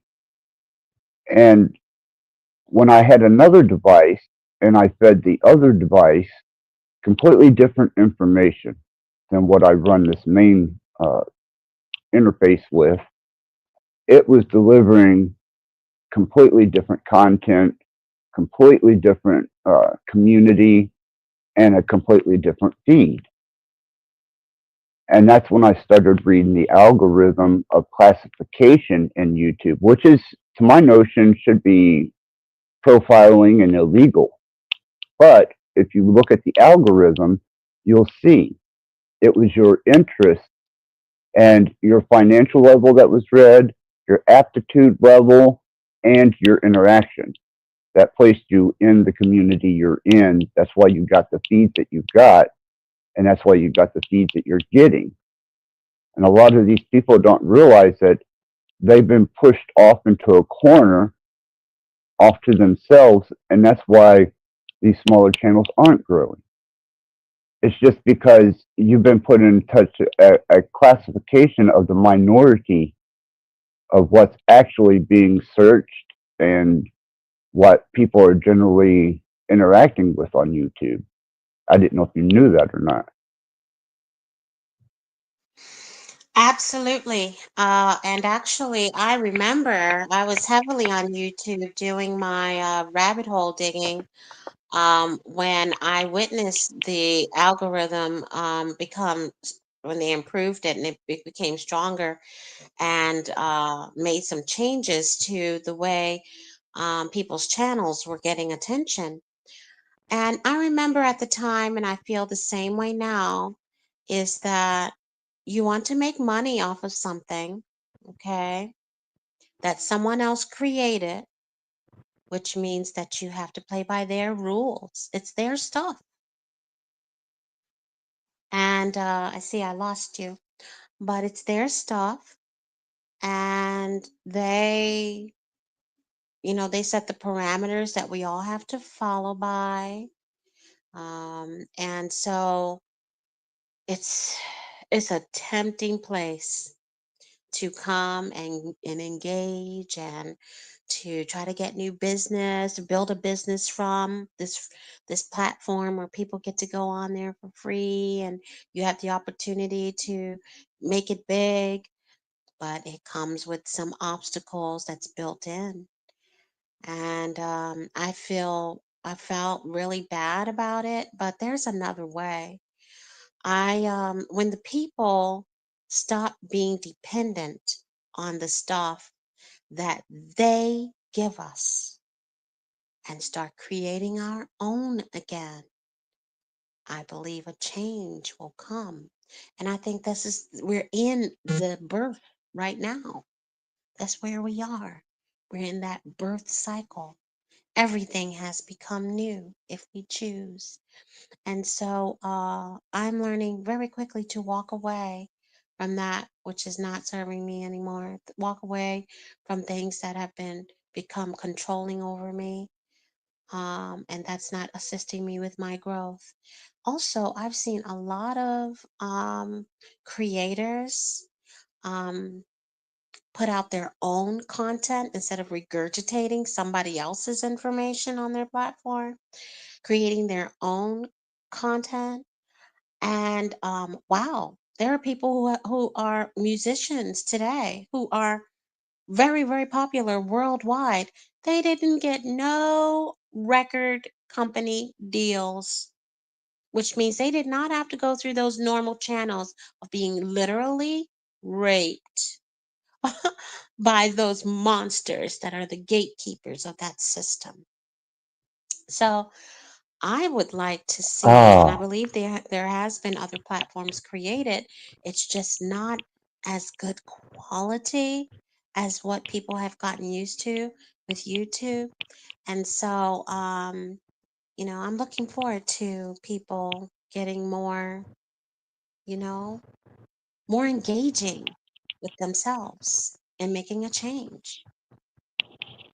yeah, I don't know if you just noticed that. I got completely kicked off of Chrome. Yes, I saw you left. I was like, where you at? Yeah, I got completely booted back to my browser page. Wow, that's the first Whoa. time that's happened. Hmm. Wow. That's interesting. Oh, yeah. I Wow. wasn't expecting that one. Well, I Okay, kept it talking for a little while. I know you missed what I was saying, but I just was recycling about what I was saying, just that I hoping that people will realize that this platform is owned by somebody else that made it right, for their and that's purposes. yes. Yes. We learned that with MySpace, which was Yes. before Facebook, and then Yes. Facebook. We learned that we are the commodity now. We are the resource that they need, and it's our information and data, and they're able to make money off of that. And people don't, I think, understand how that actually works. Uh, if you have the information on a, let's say, an entire town, everyone in that town wants a burger shack in that town, but no one has really said much about it or made any type of physical effort to bring a burger shack into that town. And you get an entrepreneur that comes along, and he's heard from several different citizens in that town that they want a burger shack. He builds one, makes an incredible amount of money. Well, that's the same with what they do with us. They gather that information, they send us the advertisement or classification of group, and we basically become a resource for information to ask for what we want, and then they supply it through advertisement or through development or even by social group and peer group. Thus, YouTube getting a part of the money that all the platforms that are monetized get, which is just information exchange. Mm-hmm. Mm-hmm. See, I don't think people really understand the economics of information. Oh, absolutely. Because when I look at it from the position that I had a restaurant, and in order for me to get attention to my business, I use social media, free social media. So there's a lot, and I got to see how it worked when I wanted to buy marketing, which was stupid cheap, to be honest. I could have impressions that were like less than a penny per impression. I could reach 3,000 people for $5. You know, I mean, it was super economical. But what is it that I am purchasing? I am purchasing an algorithm, and I set the parameters of what's my target market. I I mean, I could go deep. I mean, it's really deep. You can choose the demographics, you can choose the neighborhoods, you can choose the income levels. There's a lot you could choose. I think you might be able to choose what kind of car they drive. I mean, it's a lot of information that they've collected that they then sell so that you can market to people more effectively. And to be honest, there's a positivity for the end user that when they search for the information that they don't want, like on the internet, when you search, you get a whole bunch of crap that's up at the top because somebody paid to have their thing listed up there if this keyword was searched. It's not what you want. But these algorithms allow you to isolate the information you need, both for the consumer and for the business owner. So there's some really good things that come out of it, but it feels really slimy and sleazy when you open up the back door and see how it's being done. It feels really yuck. Right. And you being into the information development and that being a part of your criteria for work, and you understand probably a lot more deeply how that marketing actually works, more so than I Yes. would, you know. Mhm. And I've got a small glimpse, and I imagine just from that small glimpse that I have, that you are got a much larger resource of information in you, just you alone, for how to make that applicable and financially equitable just by Mhm. the information. So if Oh people yeah. just understood some of the economics of it, you know, and the Mhm. mystery was taken away from it, and people understood a bit more of the structure, and that's what I Yes. really want people to understand. Mhm. I agree. And I think if people understood it more, like you were just describing it, it would open up the door for other people to create instead of this monopoly. They would be able to create other platforms that are just as powerful to compete with that. So people can have a choice. The reality is no matter what you choose, well, no matter what you choose to do as far as creating something, it's always going to be created based on your rules, and there's always going to be some people who don't like it. You're going to make some people mad. They're not going to like, and then what's going to happen is if you don't have enough protections, then you're going to have people says, oh no, you can't be showing that to this age group, and you can't, that is disrespectful to elderly, and that's disrespectful to the Jews, and that's this and I mean, you're going to, so you have, I mean, when I understand what YouTube is up against, they're up against a lot of times people with money who they can't survive without money. And so they are manipulated as well. Oh yeah, yeah. That's why, you know, even the I hate bringing it up in this manner, but it's the only logical way that I can deliver it at the moment. Is you have the reason I put uh, culted, unculted victims is even those people who stray away from a certain portion or sector of their group, whether it be truthers or flat earthers or whatever, and they remove themselves from that little culted group, they're still victims because of their participation. So they have to take a deeper look at what they're participating in and what they're delivering, because that will be the return. You know, like I said, garbage in, garbage out. Yes. And even the unculted are victims to their own pursuit of not being culted. So they become a part of a group in the algorithm that are more individualistic in their information seeking.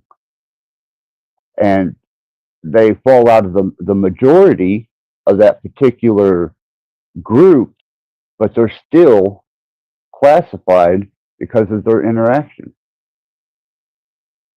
And that classification of being unculted and even being a victim, that's still equitable. There's still money there. Indeed. All that's what's very interesting about this whole thing is that every single facet of this is being money's being made off of it. Every angle there's money to be made. And if you can imagine being a neutral position where your position is make money off of it. That's what it is. And so there has to be some rules built in, even though I see something that not a lot of people talk about. I see that sometimes they have to stop information that's flowing that's actually toxic, that's not true. They may not be able to say that's not true because of this, but they will say that's not true for whatever reason. They're bought to say it, or it's literally not true. Whichever way it is, I can see that they kind of are in a position they have to do that. Why? Because all they do is sell themselves. So no matter what new platforms are created, this exact same scenario is going to exist. So I feel like we kind of, just having this discussion with you makes my mind come up with even more scenarios of wait a minute, we have to work within what we have. And if we work within what we have, how do we take our power back? By not giving them our power in the first place. Use it for what works for us. Don't try to make money, don't put how what's that word where you monetize. Yeah, You have a little, monetization. yeah, if you don't use the monetization, you have seem to have a little bit more freedom. There's some messages that are going through uninhibited. And so I feel like there's a way, if we want to use their free stuff. But I think ultimately we find freedom when we withdraw and go our own way. I agree with the structure of that and the truth behind that.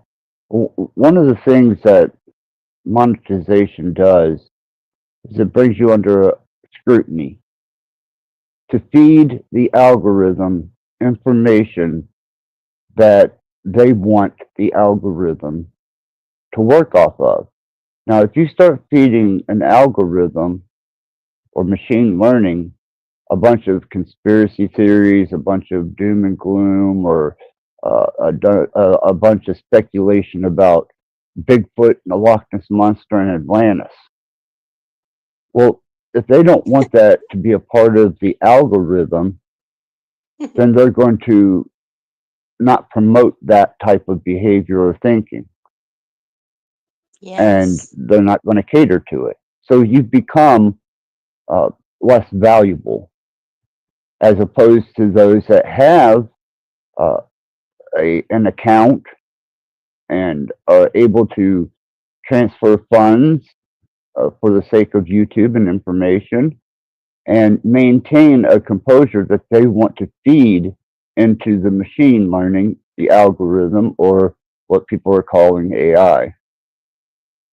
And it should be algorithmic um, intelligence and not artificial intelligence. But artificial is true. It's not sentient. It is artificial, and it's built off of the database of an entire planet. You know, plane, whatever you want to call it. So they know where the money is, and they know what they want to feed into the algorithms. And if you aren't a part of that agenda, then don't expect to move any further, and don't expect to become financially stable by voicing your disgust, your Mhm. disagreements, complaint, anger, Mm-hmm. not equitable unless you're Mm-hmm. Jerry Springer. Exactly. Exactly. Exactly. And I just saw something pop up in my feed on Facebook. It says Elon Musk, love him or hate him, you got to respect the fact that his haters are his biggest customer base. Almost what you said. Yeah. And another thing to look at too is with that particular that particular statement, I got to watch in real time um, a current development with my, even this platform, and how I had to readjust, not for the sake of an algorithm or not for the sake of money, but for the sake of the information that I was contributing to the algorithm. And I couldn't justify being a part of that or catering to that. And I allowed it to go to a certain degree. And I was like, this is the cutoff point right here. And I found my inspiration and, where my information was going to be coming from in a much more positive and constructive manner if I'm going to feed my own information into something that's going to play back with me or react back to me. And luckily, Pam, Miss Pamela's Mystical Musings, she's absolute wonderful inspiration if you want to just kind of step back into a more just a more relaxed flow of information and the positive nature that AI can be used for in development of creativity, art, personal expression, and I was just absolutely tickled to death that she did the first replatforming with me because that's what people need to focus on. That's what people need to understand. And if you're going to monetize your channel, then at least be honest about it. That's why I put Gen X Jeff in the description of this video or this live stream, is because he's not pulling punches. He tells you straight up, I want to make a living at this. This is what I want to do. This is what I like to do. And as long as he's open and honest and upfront like that, I'll support him. I'll absolutely advertise his channel. And, Pam, she goes without saying, and any other, contributor such as yourself that comes along, at least, we're not feeding garbage into what is being fed back to us. Exactly. I love that. I love that. I love that very much. Wow. Like Nuff said, drop the mic.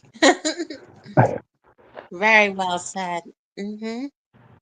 It's like turning, it's like, okay, this is what you get. I see what you're doing. This is what you're giving me. I mean, I hate to use an old saying like, if life gives you lemons, make lemonade, but it's a similar kind of scenario. You take the best that you can and you innovate. And that's the biggest thing. Failure to innovate is sure death.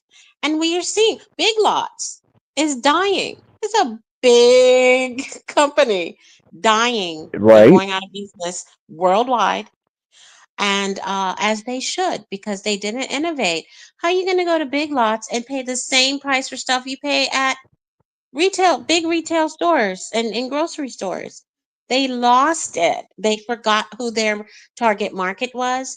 Also, when it came time to go be digital, they were very slow to get on board with it. And so that's thus their demise, because people want to buy things, they want to have it delivered.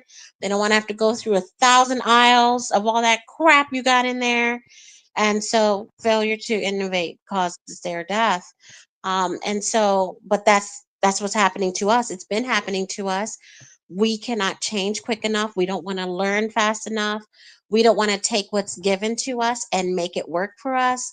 And but you and Pam, you're creating something brand new for us. I wish more people would come along and hear this message you're putting out. Well, I'm just happy that, I had the chance to get the information I got, make the determinations that I made, and come out of it with some type of logical sense of practicality. And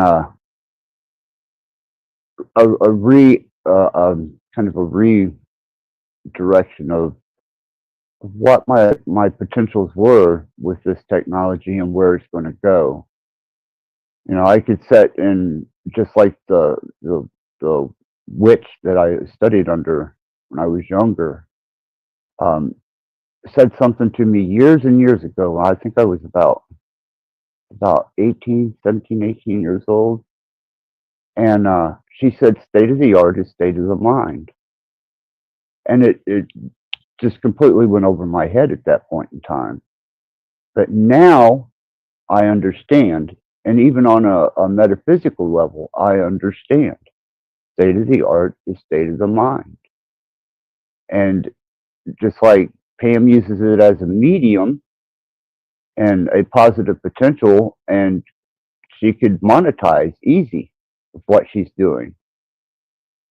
And what she'll get back from that, I'm sure is going to be a positive directive in her feed, in what she's receiving from this supposed AI.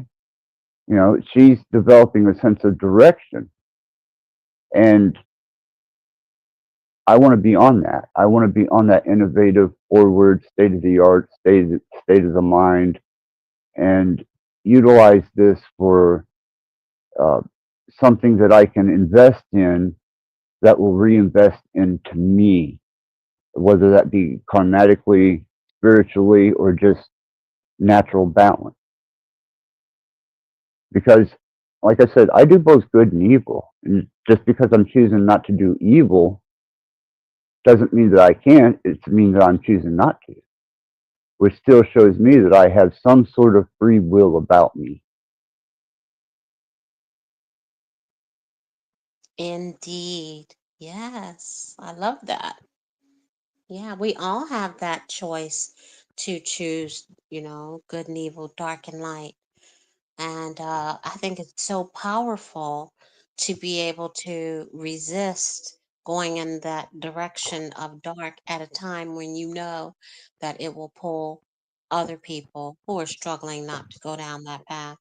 It will pull them along and demise them, or, or decimate their families. And so I kind of feel like the path that you are going with this topic of AI, and where periodically you expose some of the darker things or darker elements, and then you come along and bring some light to it.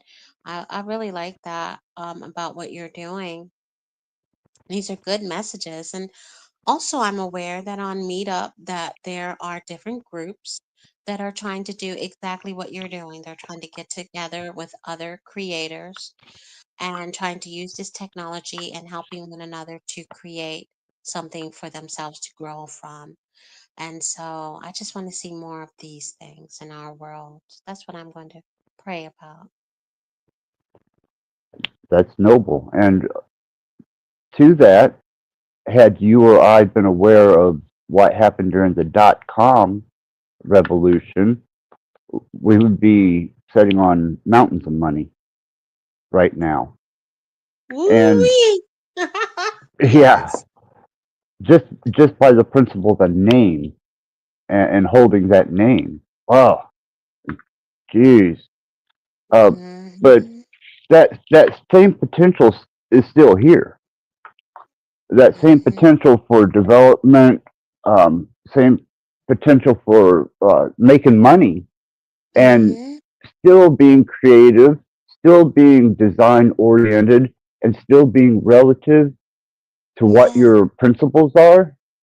You know, a whole new aspect of what we would have recognized back in the day as .com, which is now being fought in the chatbot arena and the AI platforms that they're introducing. Will innovate just a step ahead of that, see where it's going, and then invest accordingly into yourself.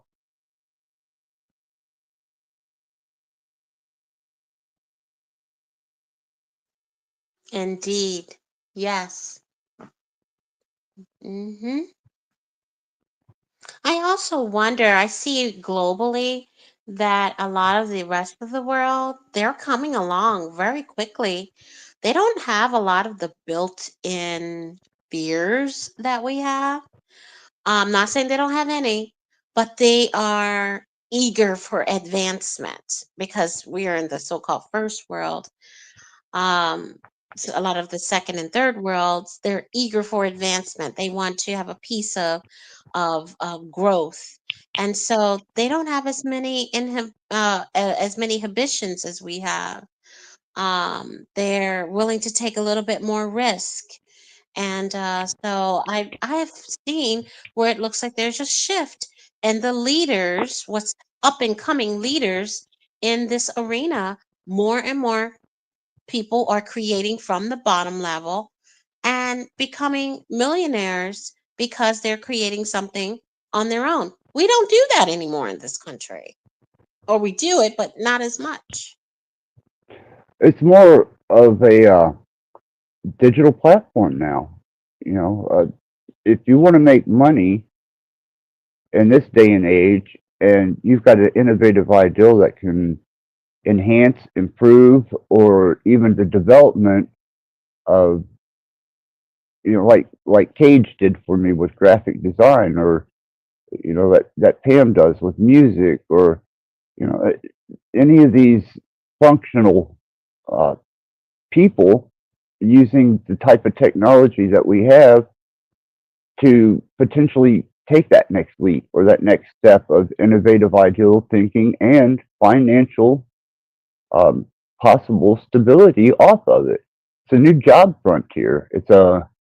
You can make uh, your own job if you're innovative enough to see where things are going. Yes. I mean, wow. Absolutely. And I kind of feel like that's what I'm witnessing right now.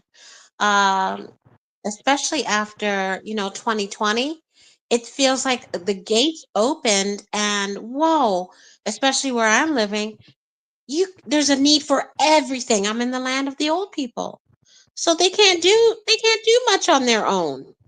And they can't get around in this technology. They need other people to come and help do it. So all you have to do is be willing to work.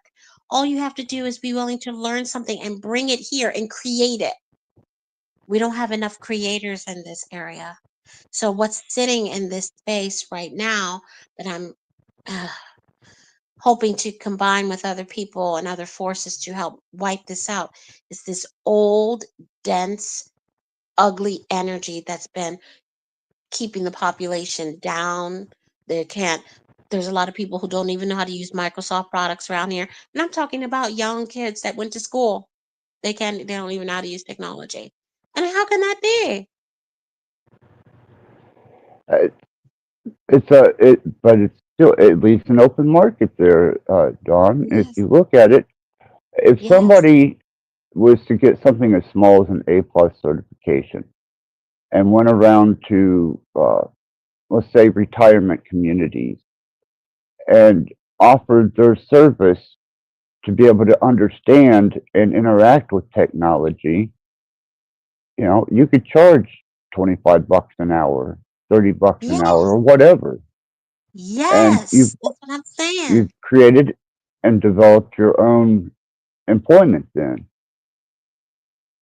put a 1099 to it, and that's a tax end of the year tax thing where you pay your own taxes, um, and the potential is endless. Yes, that's exactly how I feel right now. It is so open. So yeah, it's just not enough people who want to do it. They're it's unbelievable to see this happening here. It's easier to be a vulture to some. It's easier to be a vulture on society than to put in that same amount of energy and create something new for society, for our culture to use. We're coming back. What is that message in the chat, Josh? Oh, that's JG. Oh, He's okay. yeah, he's kind of a regular around the metaphysical and esoteric community. Oh, is he gonna come on up? Coming up, Josh. I don't know if he's gonna come up or not. He's one that has an interesting lifestyle that he chose, and Mm, I can appreciate his lifestyle, and he was even with his resources the way they are, still has the potential to use technology to make money.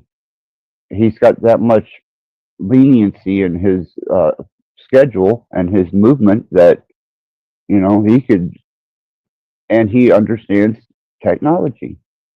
He works with it. He's on panels. He in chat. He's obviously somewhat oriented with technology to the point where those that don't have those basic skills would pay to have them. Or someone who needs something outside of the physical labor. You know, the potential is there to make a mobile business. I was developing it was a program back in the day, be considered an app now, and it was Nomad, and it was a national online mailing directory, and that allowed you to take a mobile address, such as your IP number, travel around the country, and make money from your tax bracket. You got to have that, and use your IP as your address, and just stay mobile like a traveling nurse all over the country, and you get to explore the country, see different states, interact with different people, and still make money off of it, and still stay sufficient. And that's what I was wanting to do with the. I'm a leathersmith too, and when I was mm, out as a nomad, I wanted to use my truck as an address. You know, there was nothing there for me to be able to stay mobile and still deliver an address that was valid when I wanted to pick up mail from any post office, which is, I could tell somebody I'm going to be in um, Nevada, Las Vegas, Nevada next week. Have your mail sent to the post office, whichever one it is, in Nevada, and they can register that off of your address, and you can still stay mobile. You could get deliveries ahead of time before you even get there. It's waiting for you at the post office. And I was developing this until me and a lawyer got in a pretty nasty tangle, and he tried to plagiarize another ideal that I had, and I just dropped it altogether. And I figured later on in life, if I've got the time, I'll finish it. and then that's what I'm talking about. The vultures, the scoundrels. They just suck the hmm life out of us. That's the biggest part. And what's sad, I don't even want to go down that too far down that road, but what's sad is that many of these people who are like this, their family know. Their families don't want to say anything, or they enjoying the money, as Pam is saying. People are just, we're so lazy by nature, that it's easy to just get paid to be quiet and just take the money and run. But I think for the most part we are learning, we're getting our balls back, our cojones are coming back, I think, a little bit. As soon as we realize that we do not need to be ruled or have a leader that has been one of the ones that's been keeping information from coming to us, that's been sitting on top of us. I think as soon as we realize that, we will burst through this bubble. But for now, having these kinds of discussions is great. It's like a town hall. Well, what it does is it demystifies technology and applies a practicality to it. A practicality that can be resourcefully useful in the real world and also resourcefully useful in the meta world or the digital world or the online world. And you can still, whether you're behind a computer or behind the wheel of your vehicle, still obtain revenue and still be relevant and still be able to create your own job title and description. And hopefully that's what this does is take that, spooky AI away from it and allows people to understand it's not sentient. It is not self aware. It is just a collection of all the information that they could store from every individual they could get information from, and it's being relayed back with perimeters. Lovely, lovely way you said that. Exactly. And to understand that there are people, forces who are trying to make us believe that AI is sentient because there's money to be made on that to protect yourself from it. So just like they try to sell us, protect yourself from people getting access to your information when all they need to do is search you and pay a few dollars and get all of your information online. It's free in some cases. But I'll tell you what, at the end of the year, sometimes I have to produce 1099s from clients, and they will provide me Right? with the so-called social security numbers, address, and names of the people that they have to report that they paid certain amount of money to. And Hmm. sometimes these numbers look strange to me. And so and I have to figure it out. Did you know that there is a lookup system online, free? You put the number in there and it tells you if it's a valid social security number or not. I did not know that. But see, the Yes. only reason I understand the concept of 1099 was all the strippers in my strip clubs had to, uh, when they filled out their information, had to come into the bar under a 1099. They were independent contractors and they were entertainers. So they had 1099. Though the club itself was that was a part of a corporation. It was a subsidiary part of a corporation. But we didn't employ the girls. They came in as subcontractors. And that's the Yes. same with some of the dominatrixes that we had that came in under a 1099. And these are professionals. These aren't, just a bunch of hotel whores. These are really high, yeah, these are high profile individuals that make a lot of money at what they do because Yes. it's a limited service. And they Mm-hmm. would come in on a 1099. Though my Mm-hmm. my club was a part of it, was still another division. Mm-hmm. I mean, it used to be that, I mean, things have advanced so much that it used to be that if it wasn't a valid social security number, it would kick it out of the system. But and it still does that, but now there's an option that says social security number not provided. If that happens, it still allows you to submit it with their name and address that you have that was given to you, and just as long as you submit it. Why? Because they want their pound of flesh from somebody, and so they're like, we'll figure it out. If you can't, we'll figure it out. At least you got to report it. So that takes the burden off of the employer, because if somebody gives you something bogus, there's no system unless you pay a lot of money per person for you to figure that out, and they cannot force you to do that. So but yeah, our information is out there. I would not Why would I pay somebody to protect me against something they created? You created the problem because your system got hacked, and now you're selling me this security protect my profile, and you own that company. That's no, I'm not paying for that.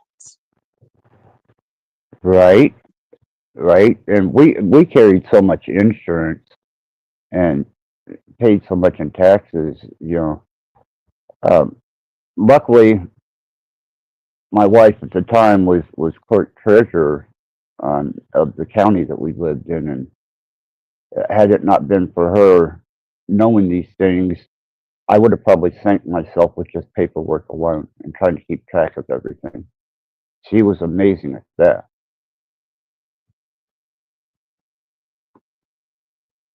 Hey JG, how's it going? Hello, Newman. Hey, JG, I think you guys should go on a date. call JG Wentworth 877 cash now. 877 cash now. I think you two should go on a date. We are on a Who's that? date. You and I, Axis. He's saying we should go on a Oh, date. We are on a yeah, date. There you yeah. go. I scheduled this live stream, and you know, Nah, here we I'm go. talking about a real date. A real date in real life. Applebee's. Dairy Queen after. Come on. Come on, Axel. Are you enjoying our exchange? Ah, he got booted. He'll be back.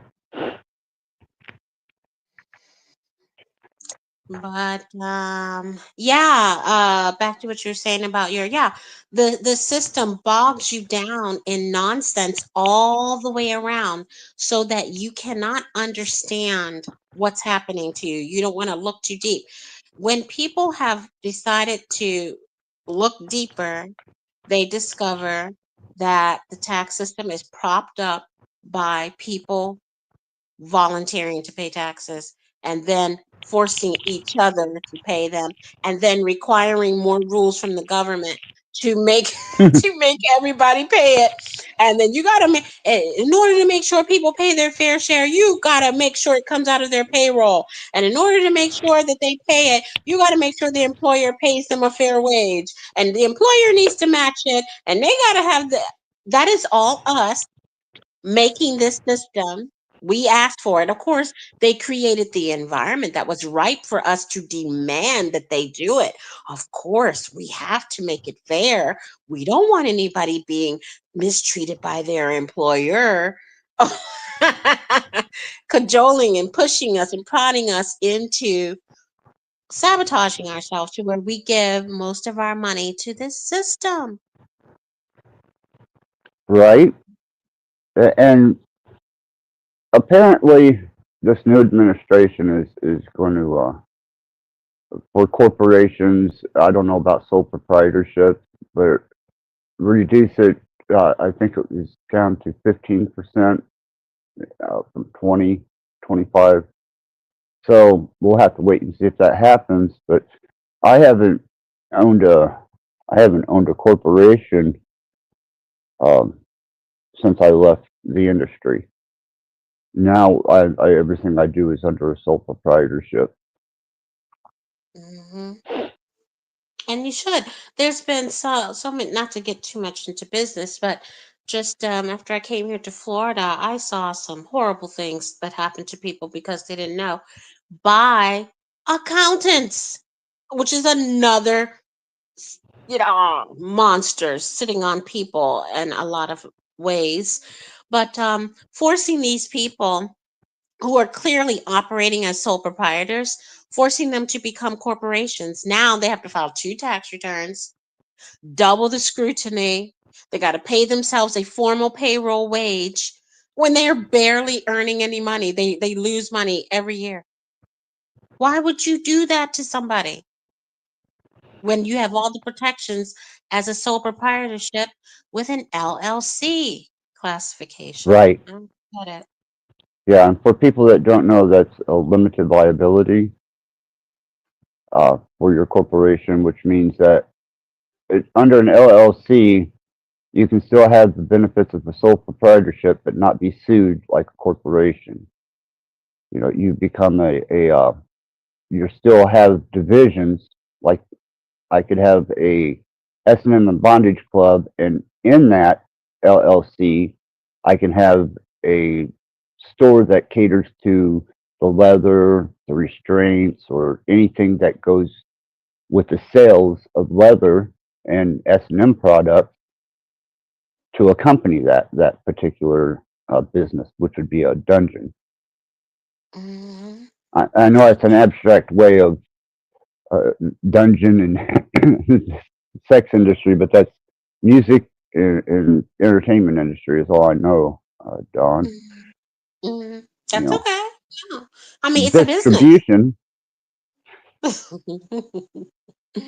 yeah, Yes, and so it's a that business. limited liability is very important if you're a sole proprietor, because all it takes is one lawsuit and you're gone.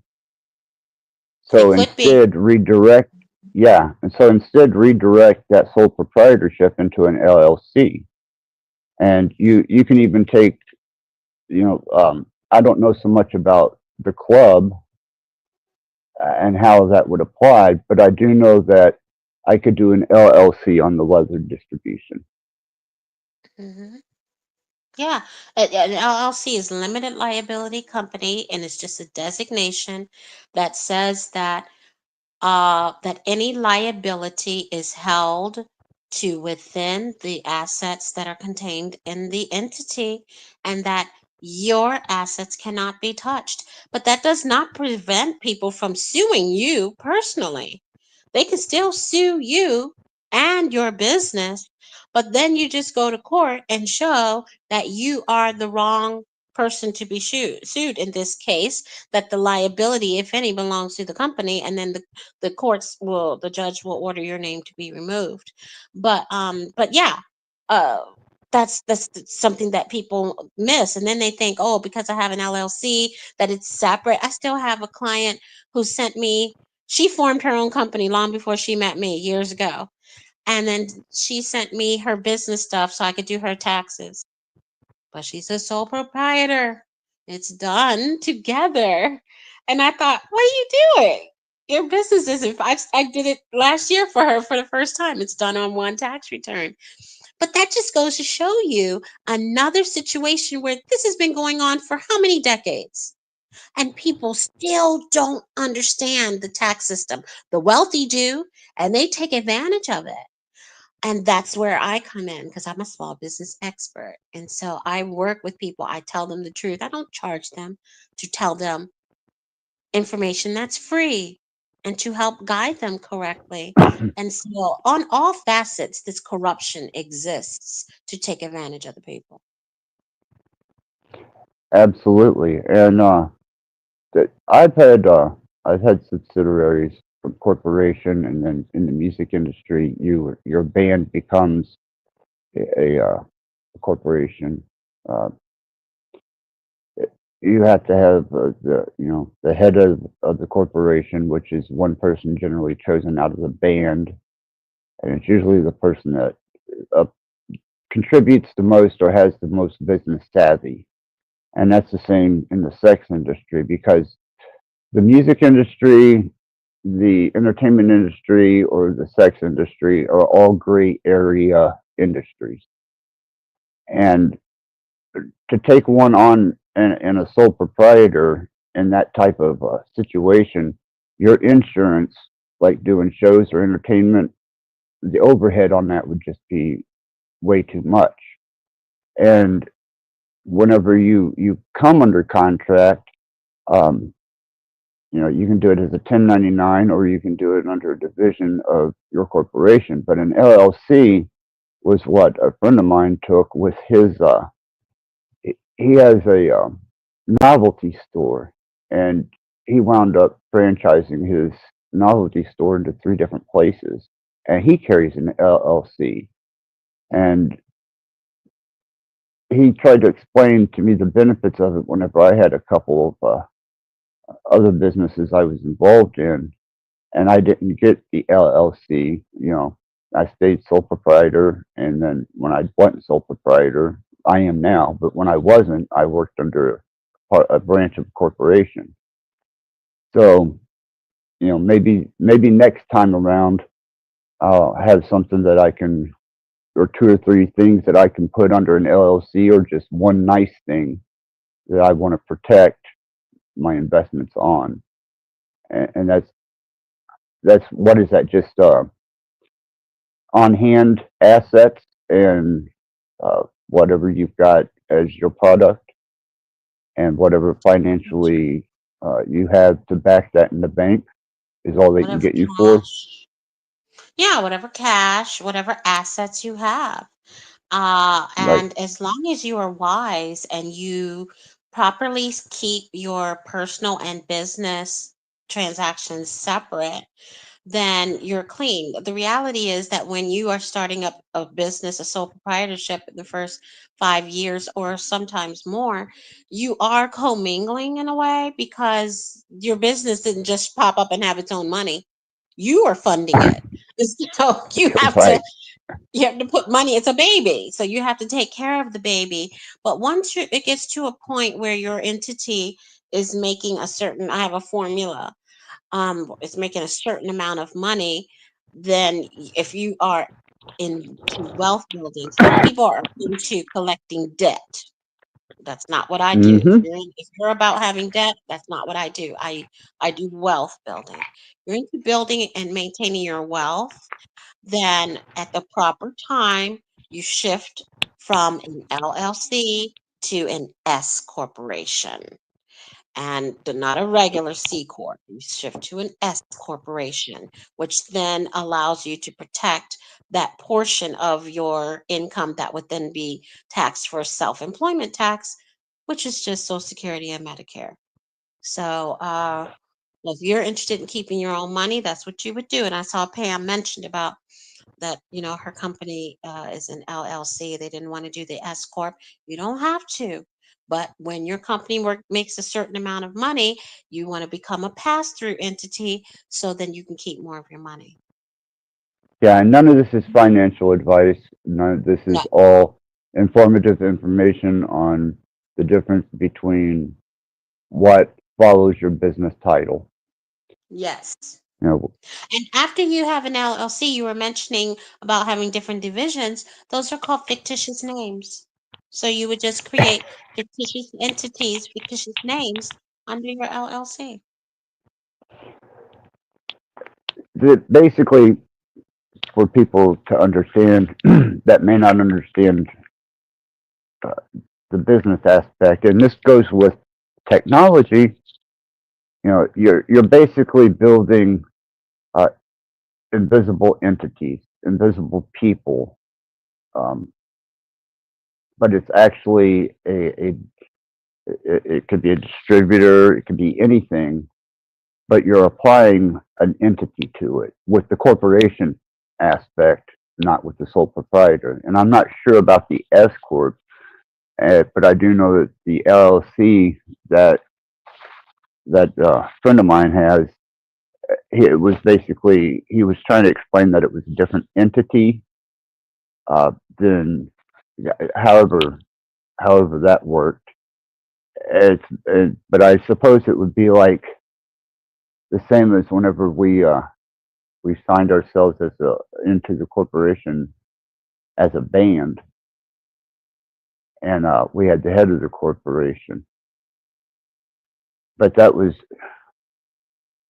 I still think that that's different than the LLC, if I'm not mistaken. Am I off on that, or because I've never had the LLC, but he was trying to explain to me the value of having an LLC over sole proprietorship, but I had only worked under corporation. If that makes any sense to It's you. it's a misunderstanding because LLC means limited liability company. And Mm-hmm. for tax purposes for businesses, you're only designated in three ways, not including fiduciaries. You're only designated as a sole proprietorship, you're a corporation, or a partnership. So an LLC can be any of those. Okay. It's Okay. just that if it's a partnership, it's an LLP, limited liability partnership. And as a corporation, it's a limited liability corporation. And as a sole proprietor, it's a limited liability company. So a person that has an LLC that is not formed as a corporation still files a sole proprietorship. You still file a 1040 with a Schedule C. Okay. That I can understand. That makes sense. And now it Mhm. hopefully the reason that I bring all that up and why it's applicable to what we're doing here and what's going on is businesses are going to start having to become uh, internet savvy and Mhm. marketable, and your enterprise is then going to be the internet and whatever customer base you can get from it. Like you said, Big Lots was going down. Well, I've noticed a lot of different franchises that are going down, and Mhm. various corporations. Now, when you're on a digital platform, there's a different set of rules, but the same application. So these are things to know and good to know if you're going to start any type of metaversal business or start dealing with the metaverse, because a lot of people don't understand um, whenever they talk about tip, there's a difference between a tip and a donation and earned income.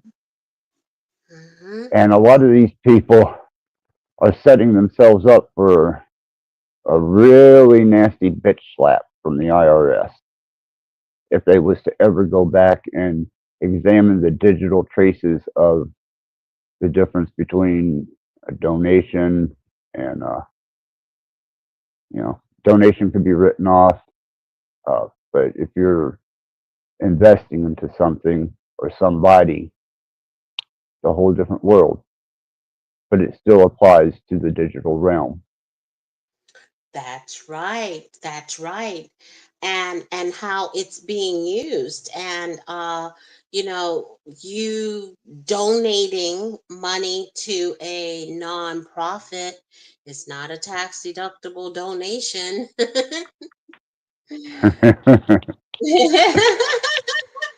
But it might Got be an you. investment. Exactly. And people need to, especially with all the new laws and legislation that's being applied to internet income, should Mhm. probably stay critically alert Mhm. to what they're doing as far as you know asking for donations and receiving income or a tip based uh, situation. Their phrasing, just the difference between tip and donation is enough to sink them. And whenever these super chats or these PayPal or whatever transfer of cash that's going on, with your channel is going to hold you liable, depending Mhm. on the way you word yourself. Mhm. So, It's and I very don't true. think a lot of people understand that that's going to come around and snap them in the ass before it's over with. Mhm. Hopefully, we will get this system disentangled and turned around pretty quick because there's just so many people that's dependent on it. They're so dependent on this system. It's hard for them to imagine that life can continue on without it, without somebody telling you that it has to be this way. But you know, we'll get there. But yeah, the way it exists right now, the system cannot handle going after small potatoes. There's too many giant fish to fry, and while they're on their way out, they need to get a whole bunch of money. So they're going to try to go after the money. I've seen that firsthand. So they're really not trying to look at those small people who are really caught up because they don't understand. The system doesn't train them properly, and nobody's looking out for their best interests. So I feel like we can there's a this that's another opportunity if you ever want to do more just mutual discussion on business, um problems or whatever. That would be a nice topic to be able to talk amongst ourselves to help each other out if we wanted to, but in a way that it's pointing people to the information that's available already, but showing them where they can go and get directly exactly the information, not read a whole book. Right, Not Dave right, Ramsey. exactly. And I'm willing to do that, with this platform. And, maybe sometime in the near future, we can do just a stream on the, the business aspect of where you can go, what you can do, and how you can apply yourself to the internet business, and how AI can also be a very equitable part of your business if it's digital business. Yeah. Yes. I think that would be a useful and very educational stream if sometime you want to put that together. Yeah, that would be fine. Because even in my world, like just recently, I couldn't stay in on the session because I'm so busy. But every year there's a tax update. It's a very short window because the tax update, and then it's like tomorrow the tax system opens. So you have a very small window to learn all the new stuff. But this year they had a huge conference with my tax software, and Simone Biles was one of the big speakers this year. I thought, what is she getting on here to talk about tax? Is she talking about my tax software? I just thought it was the strangest thing. But they have celebrity speakers that come and help pump up the CPAs and tax preparers every year. But they were talking about a whole lot of AI advancements that's trying to make things easier for us. Oh, it's a big moneymaker because every year the tax software goes up, and every year they want more for basic stuff like capturing client signatures now, because nothing is paper. Like I'm not even allowed to send in paper tax returns for my clients. I must e-file all tax returns. And so now they're like, oh, well, you can get a signature for your clients, and it'll cost you. You have to buy like a whole bundle of signatures. You have to buy them up front. And then with each client, you can get them to sign this particular e-file form, which they don't need to sign it. They don't need to. It's just something to sell to people who don't understand that you never send that document to the IRS. And the person doesn't have to come in to manually sign it. They just give their authorization to you and you e-file it. And so everywhere you turn around, there's another thing you got to pay for now. If you want to download your documents, the PDF is automated. As soon as you click the button to submit it, and then after the acceptance comes back, then it can automatically create the document. Everything is being capitalized on, and money's being made every step of the way in the process now. Exactly, and that's just going to if they apply the blockchain technology and they start doing a digital basic income or something, or even they switch the fiat over to some type of digital coin, Hmm. there's not going to be any slipping between the crevices, and I imagine they'll probably put one of their major algorithms or computers, probably a more of a machine learning supercomputer, and they could digest everything and have it done in no time, and then a digital return. Yes. It could be done so quick that, and I don't think people are aware that the minute that that happens, there's going to be 100% accountability for every financial transaction done by any state, whether it's an online business or one down the street that's just a dairy bar or whatever. You know, there's going to be no wiggle room. Mm-hmm. Yeah, that seemed to be the direction that it was going. I remember years ago when we received notification that the banking system was going to start categorizing expenses, and the IRS was partnering with them, and to let us know that it was going to be done to try to make it easier for tax time. I didn't buy into it. That was years ago. And still the system can't figure it out. Why? Because you can go to Walmart and you can buy anything there. So how does the system know that you bought paper for your printer and not groceries?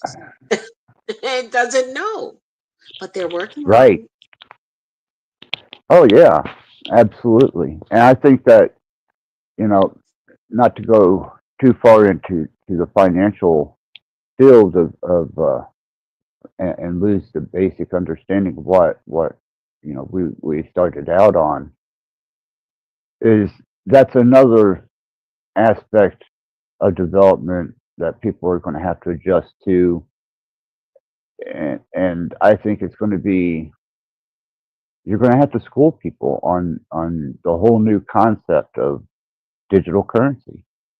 And there's another, if you're schooled on digital currency at all, and things turn itself over to a digital format instead of your fiat loose money, there's a whole nother skill set that's going to be needed there, and there's going to be a whole new avenue of jobs opened that are going to be AI internet based. You mentioned earlier about you were saying AI is not sentient, but I almost want to say it louder, because a lot of people believe it is, because they marketed these online accounting systems for businesses to make it easier. It's actually made it worse because it's not sentient. It doesn't learn, it doesn't understand categories, and that you went here and you bought these things. So there's a lot of work you have to learn on the technology side before you can train the AI. You actually have to train the AI. So yeah, people think it's sentient. They believe the commercials that it tailors itself to your business. It does not. You tailor it to your business. Exactly, and that's another part of the demystification of what they're calling AI. I think that they intended to make an aspect of AI seem more mystical, so that they felt that they had control and power over the flow of algorithms and data collection, and the average layman or the average user on a smartphone to a computer sees this as some type of and almost a metaphysical apparition. AI. Well, no, it's all numbers. Just like you said, and just like I've learned, even in the process of doing psychological profiles and people profiling and feeding it in, I didn't realize that I was basically, because I've got my own algorithm going, and I was like, well, shit, this makes perfect sense now.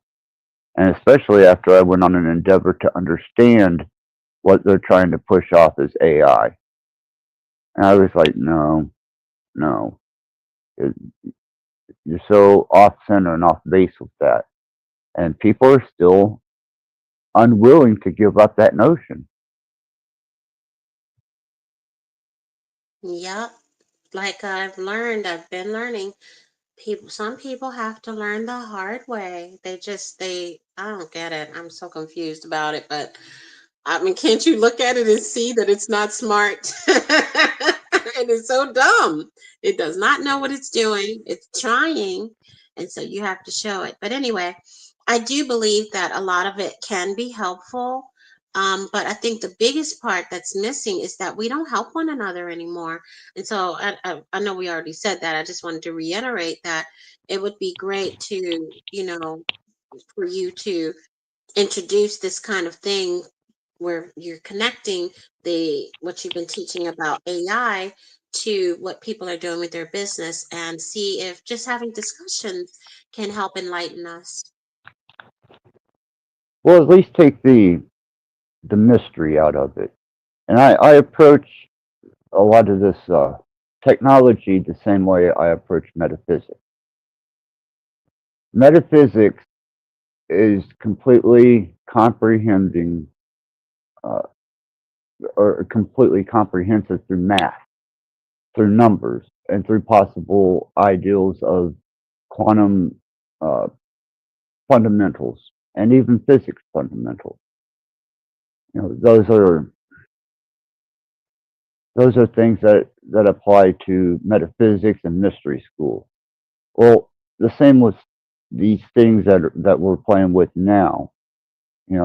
It seems esoteric at first. It seems like it's spooky, creepy shit happening with sentient demon AIs or whatever. But in actuality, once you do the mathematics and the equations behind it, you understand the mechanics and the workings of it. It's demystified.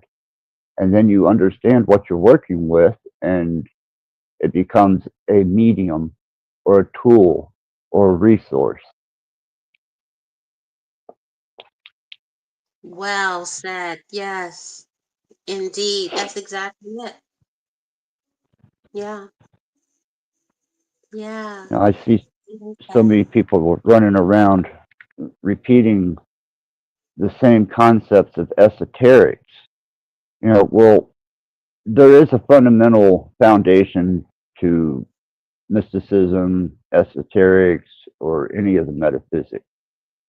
But there's also the same with, AI. Once you start understanding what the properties of it and how the development of it and the mechanics of it is, it becomes just another uh, branch of knowledge, retrievable and resourceful knowledge that can be utilized. So to me, they walk hand in hand, and one accents the other in the fact of the same way that the human body resembles a computer, with the brain and the processing of information and the senses being like a mouse, uh, your keyboard, your monitor interface, hard drive being the brain, the motherboard being the circulatory system. They all work Okay. coincidingly. Yes. Hmm. I like what It's Pam said. Hmm. Go ahead. it, it's the cyber Christ uh, Mm. kind of aspect that people uh, attribute to AI, and it's not that at all. It's No. just like miracles. If you know the mechanics behind it, can be duplicated Hmm. if you know the mechanics. Hmm. Hmm. I like what Pam said. People are naturally afraid of things they do not understand. And that takes us full circle back to where we started. Where we Right. started talking about how people don't understand things. And so they become angry about it, afraid of it. They don't want it. They demonize it. And I think instead of less conversation, we need more conversation. I think listening to the social, like you said, and this takes us back again to what you said about sitting there just filling your head with stuff coming from the tube, especially the talking heads. I mean, I spent a lot of years listening to talking heads. 24/7 that TV would be on and I was listening, and it I think it did give me a lot of knowledge. It gave me a lot of knowledge to where I knew turn that crap off because I don't want to hear them no more telling me how to think. What I want to do is I want to talk to my brothers and sisters. I want to understand what's really happening in our lives so we can make an effective change on our own and to break down all the fears within us. And I noticed that in cultures around the world where they don't have somebody else telling them what to think, they may not agree with us, but their cultures are more cohesive than ours.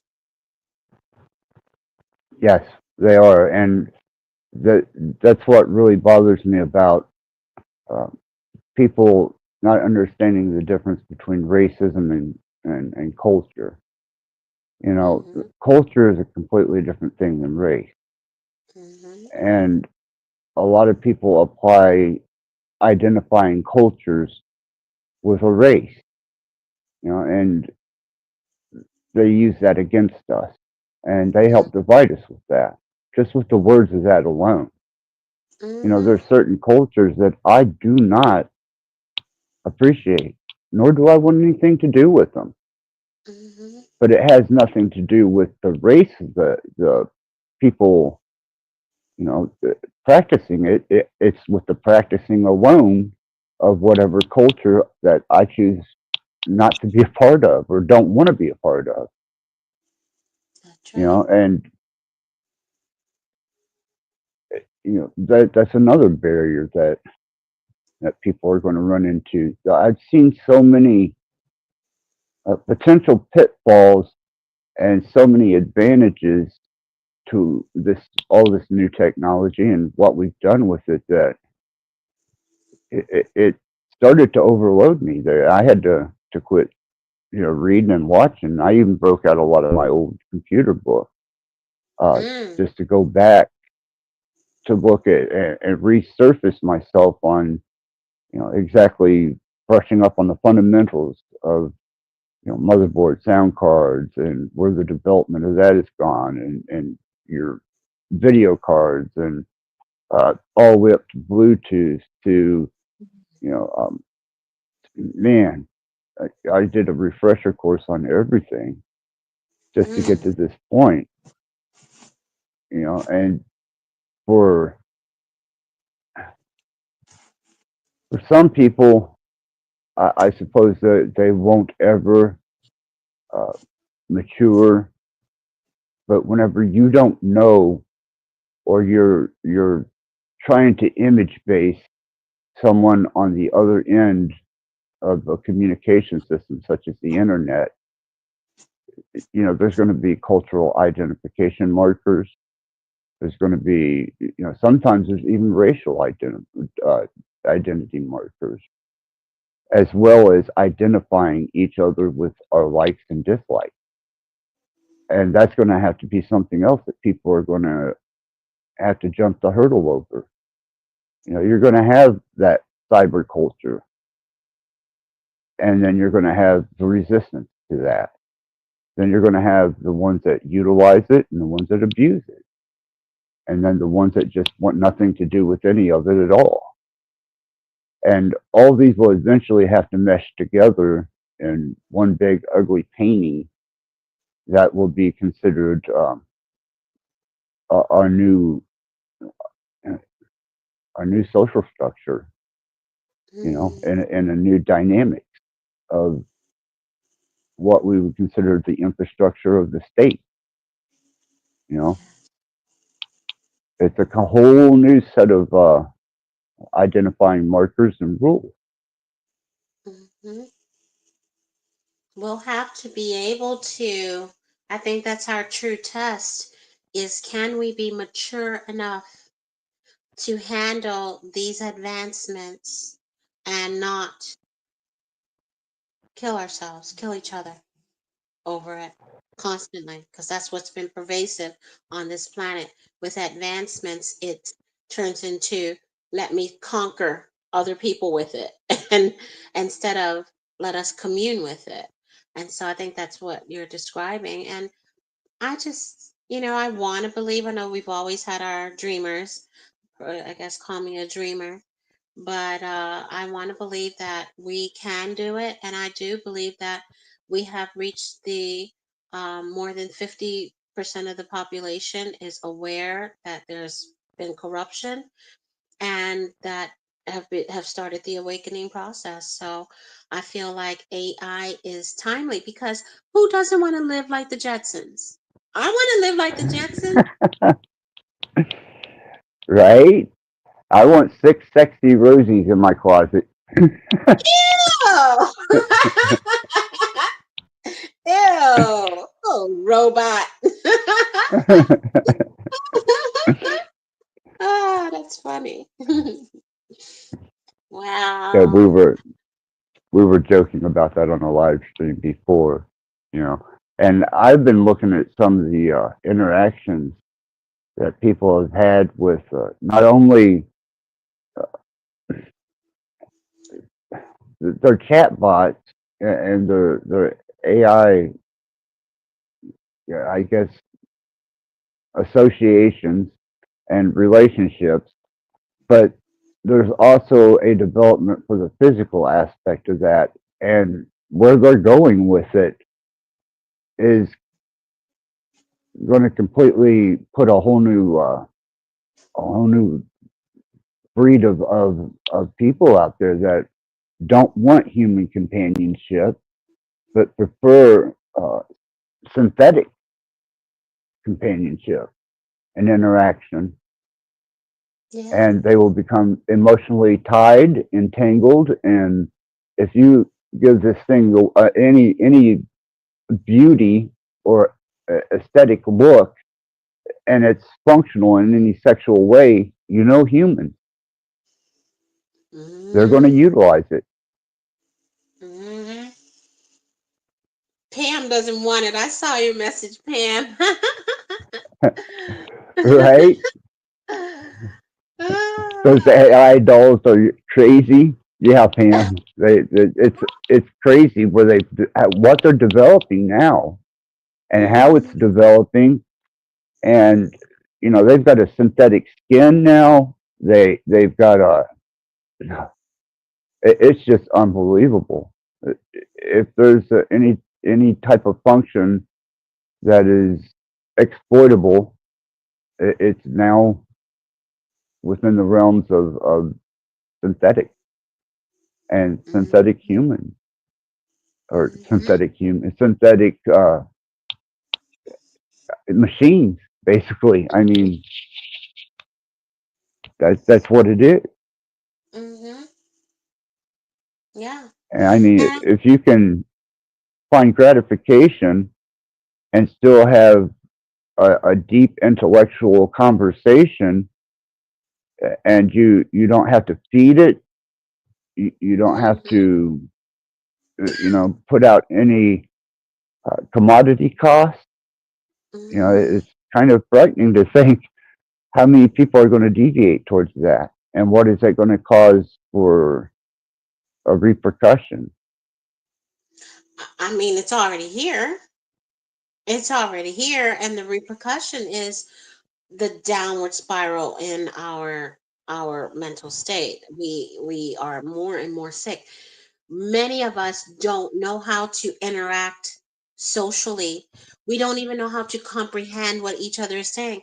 Earlier, I was in a little class, and it was new to me. It was about dreams, learning about deciphering dreams, and it was my first time there. Anyway, I don't speak. My words don't match everybody else's words. I'm a different person. We're all different. But one person kept misunderstanding what I was saying, because my use of the word meant something else to them. And so they didn't want me to speak. They didn't want me to because my words was triggering them. And even when I tried to say that's not what I mean, that it made them very disruptive. And I thought, wow, this person doesn't even know how to communicate with people. They want to control how people are saying things. That's what this has done. We don't know how to Yes. communicate with one another. No, and this is an interesting. The reason I started analyzing personalities was to get a glimpse at the real person behind the persona that they were projecting on YouTube and a couple other places in the metaverse. And to be able to get a good handle on the true individual, I had to run personality, you know, information and was developing profiles through people giving out this image to find out who the true base character was. Mm, But it's taken me quite a considerable amount of time to get to where I'm at. But then as I'm studying, I realize that they have the ability to take an individual, go all the way back to their introduction into the internet, and pull all that information together.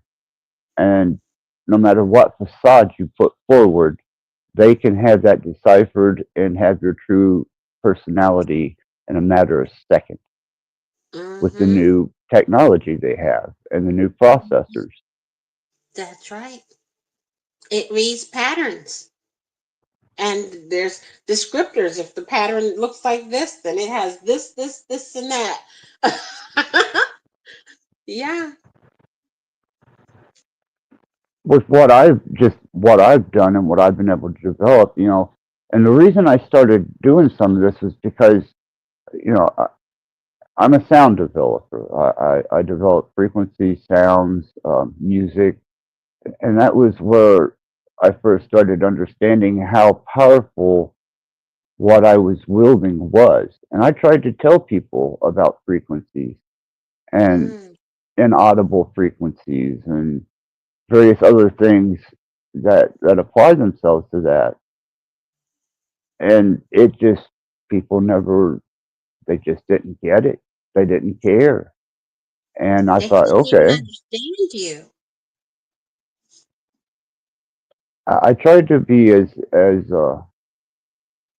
forthcoming with information as I could be, but they wanted other things. They wanted entertainment. They Yes. didn't want they didn't want to understand the ability to use these frequencies to help heal themselves or to change their state of mind or to actually be used as a weapon, and just went straight past them. But boy, you throw some drama up there and they were all over it. And so I started just taking a taking a full account of these people and developing profiles, and I was like, holy shit. And then when I put that all together over since a lot of the same people I've dealt with for the past couple of years, I've got a pretty good profile on these individuals outside of what they represent on the metaverse and YouTube and some other platforms. But you can't convince them that any of this is effective or is actually affecting them. They just want the show.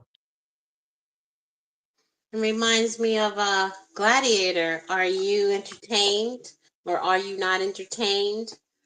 Yeah, because that's what people want to be entertained. Jerry Springer. It shocked me how big that show became and how long it stayed on TV and the offshoots that came from it. It shocked me. And now, if you take a look at it, one of the biggest types of entertainment is supposedly reality TV, which we come to realize is also scripted in many ways. So I feel like people want to escape their reality because they're not really living life. And so they want to exchange it for something else. And AI is ready. I mean, they're, as you already said, people are ready to give them what they want at a very high price, a very high price. It just shows how easily bought and sold an individual can be, and on a mass scale. You know, they sell themselves out every day, and the whole time they're selling themselves out, they're screaming, "I'm against this." Well, you're against it, but yet being against it and participating, you're still feeding it. You're still whatever, and if all the best you can do is apply yourself to the entertainment, then watch out for the true mechanics of this monster to bite you in the ass. So while you were sitting laughing, denying, and poking fun of people, technology was racing ahead to just hit you like a brick wall.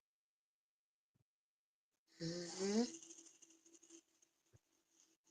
Hmm. I couldn't get anybody to understand, except a couple people, I think understood what I was trying to do and what I was trying to say. It's invisible warfare. Hmm. It's like you were speaking on a different frequency, almost like a foreign language, because their ears were not they were not awake or ready to hear the message that you were giving. But I think more and more people are tuning in a different way. And as I've said before on this platform, that AI is not new. I'm surprised how many people are in shock about AI. One night I was out, and an older lady, older than me, was freaking out about it and trying to alert us at the table that AI is here. This is what they're going to do for us, to us. Heaven help us. Only Jesus can save us now. God, blah, blah, blah. She's losing her mind. And everybody was just looking at her. I was sitting next to her, and I said, it's propaganda. It's not true. And she lost it. What do you mean it's not true? I saw it on the news. And It she goes could not back to even. no, they can't. Um, one that I used to torment people with is because they like to, instead of looking at aspects of who I am, they try to measure it. And even at the Christian level, and what I recently had to satirically come across because of the ridiculousness. Me and the devil were playing poker with a set of tarot cards, and I won his soul. That's, to me, that's as deep as this shit goes. What part of metaphysical bullshit and emotion are you going to bring to something as significant? It will consume them, and they won't see it coming. But it's their own fault by not educating themselves or listening. When somebody says you're vulnerable to frequencies and wavelengths, and this is a part of a silent war, pay attention a little. Doesn't mean you have to stop using the technology or run and hide. Just be a little more responsible what you feed the algorithms, like we said, and be aware of what's taking place. All you got to do is look at the clouds, and you can see the intervals in the clouds of the wavelengths of magnetic energy and the length of the waves in the clouds to understand. Just because you can't see it doesn't mean it isn't there.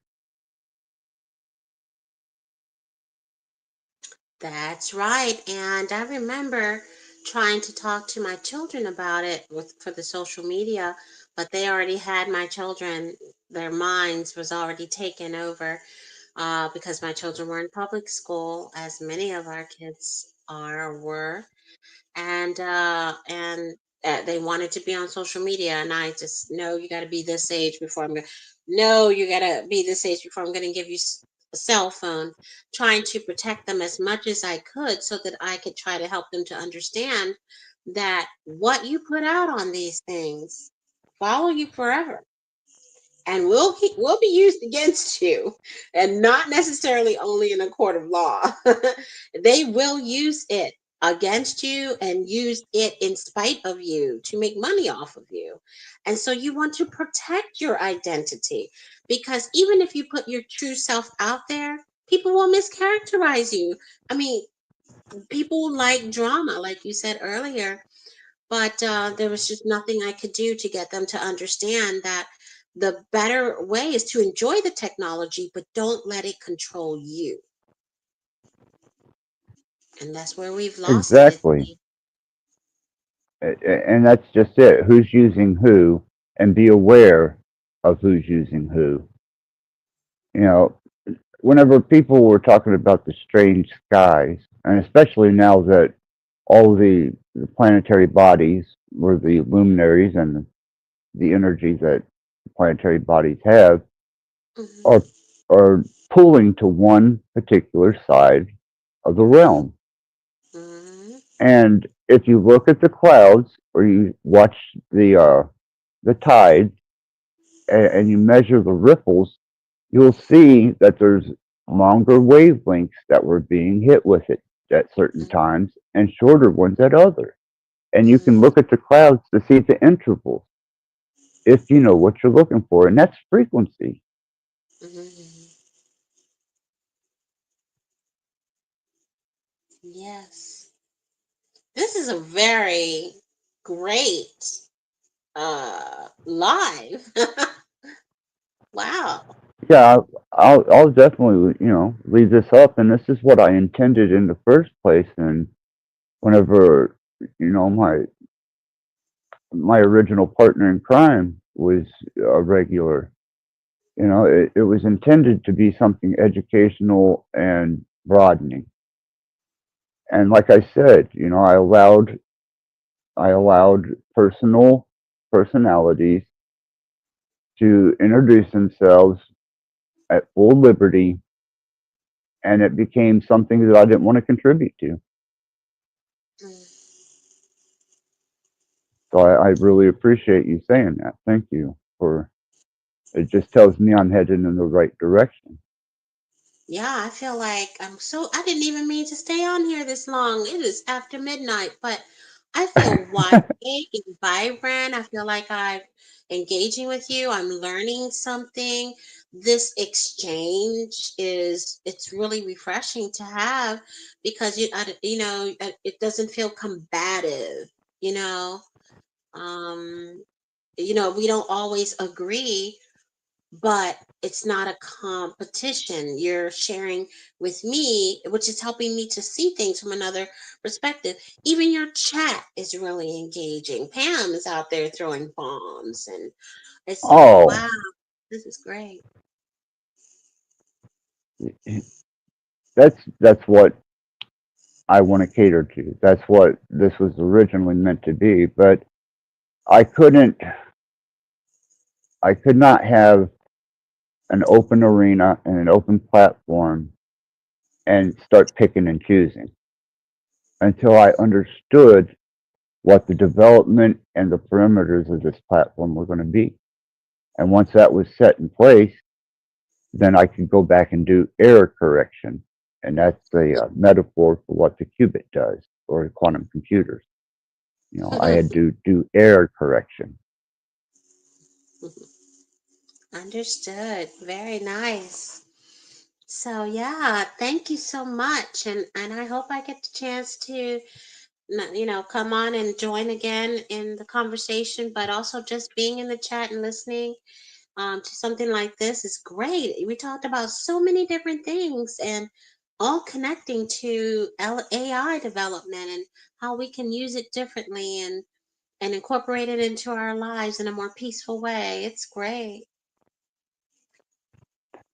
Thank you, Thank you. Don. But you're just as much a part of what made all this, you know, be the stream that it is. You know, and you're sharing your wisdom, your understanding, um, even aspects of your curriculum in business. You know, that those are things that hold value. You know, those are things that are practical and that can be used. And like I Yes. said, you know, the metaphysics and physics and what we are as humans, what computers are to us, it's all relative to each other. There is no dividing line. And I think that you're one of them that understands that. You know, there is a energy unseen aspect to things, and then there's the physical practicality to things. And Mhm. I think your delivery tonight was absolutely wonderful with that. And I appreciate every bit of knowledge that you allowed yourself to display and share. Thank you. I feel the same way. And I think we should take J.G. Wentworth up on his insinuation of a date, and we'll date next time when we have our next discussion. That's Thank you so that's much. absolutely fine. Yeah, and I definitely I want you to come back and let's take this a little deeper maybe next time and expand on a few things. Okay, I think Maybe that would things be won't be as scary. exactly. That would be great. Have a good night and have a good night, everyone. Love you all. Mwah. Bye. Thank you, Don. Thank you. Absolutely. What a wonderful person. What a wonderful guest too. Um, Lots of information, lots of things to unpack, lots of new perspectives to take.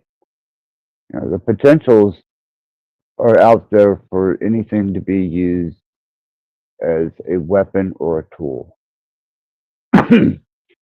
And if you if you live by the gun, you'll probably die by the gun. And whatever I may have lost in participation to this channel, I gained in weeding out the nonsensical information that was coming across. And I think that's a benefit to the chat, to the viewers of this channel, to myself, to my guests.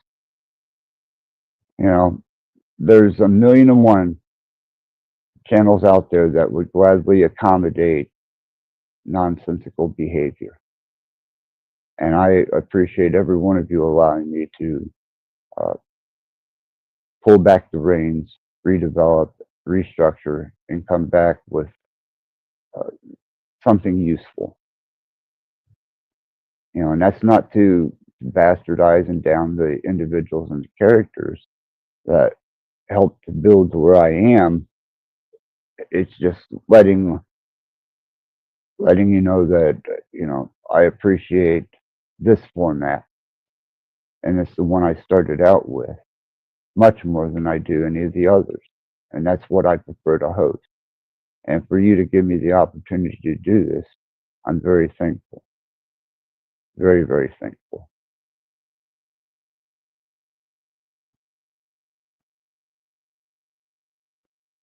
And I'll leave the I'll leave the link for a song and get my refreshment, my cigarette, and take care of my biomechanical machine. And hopefully you enjoy this for a minute. And if anybody wants to come up, the link is open.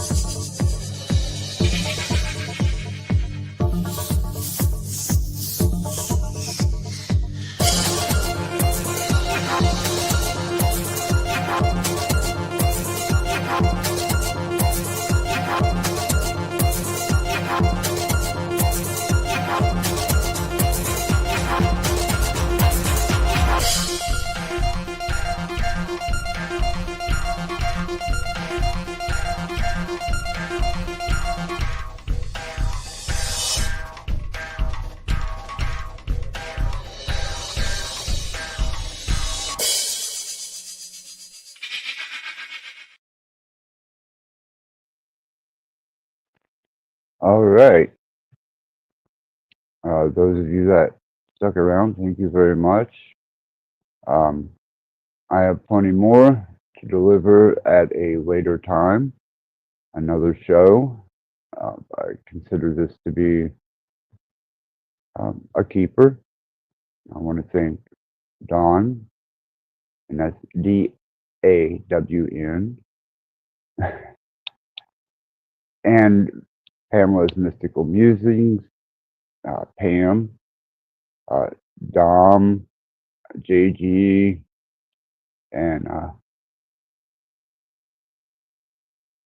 definitely anyone that's listened, stuck with this, or has been a lurker or a fly-by-night be back. Thank you all for tuning in, attending. It's all of you that make the show, and I thank you all, and thank you, Pam. Check out the description of this live stream. There's links to my backup channel and to a couple other channels. And I appreciate all the participation and all the attention given. Thank you. Thank you all for everything. Have a great evening.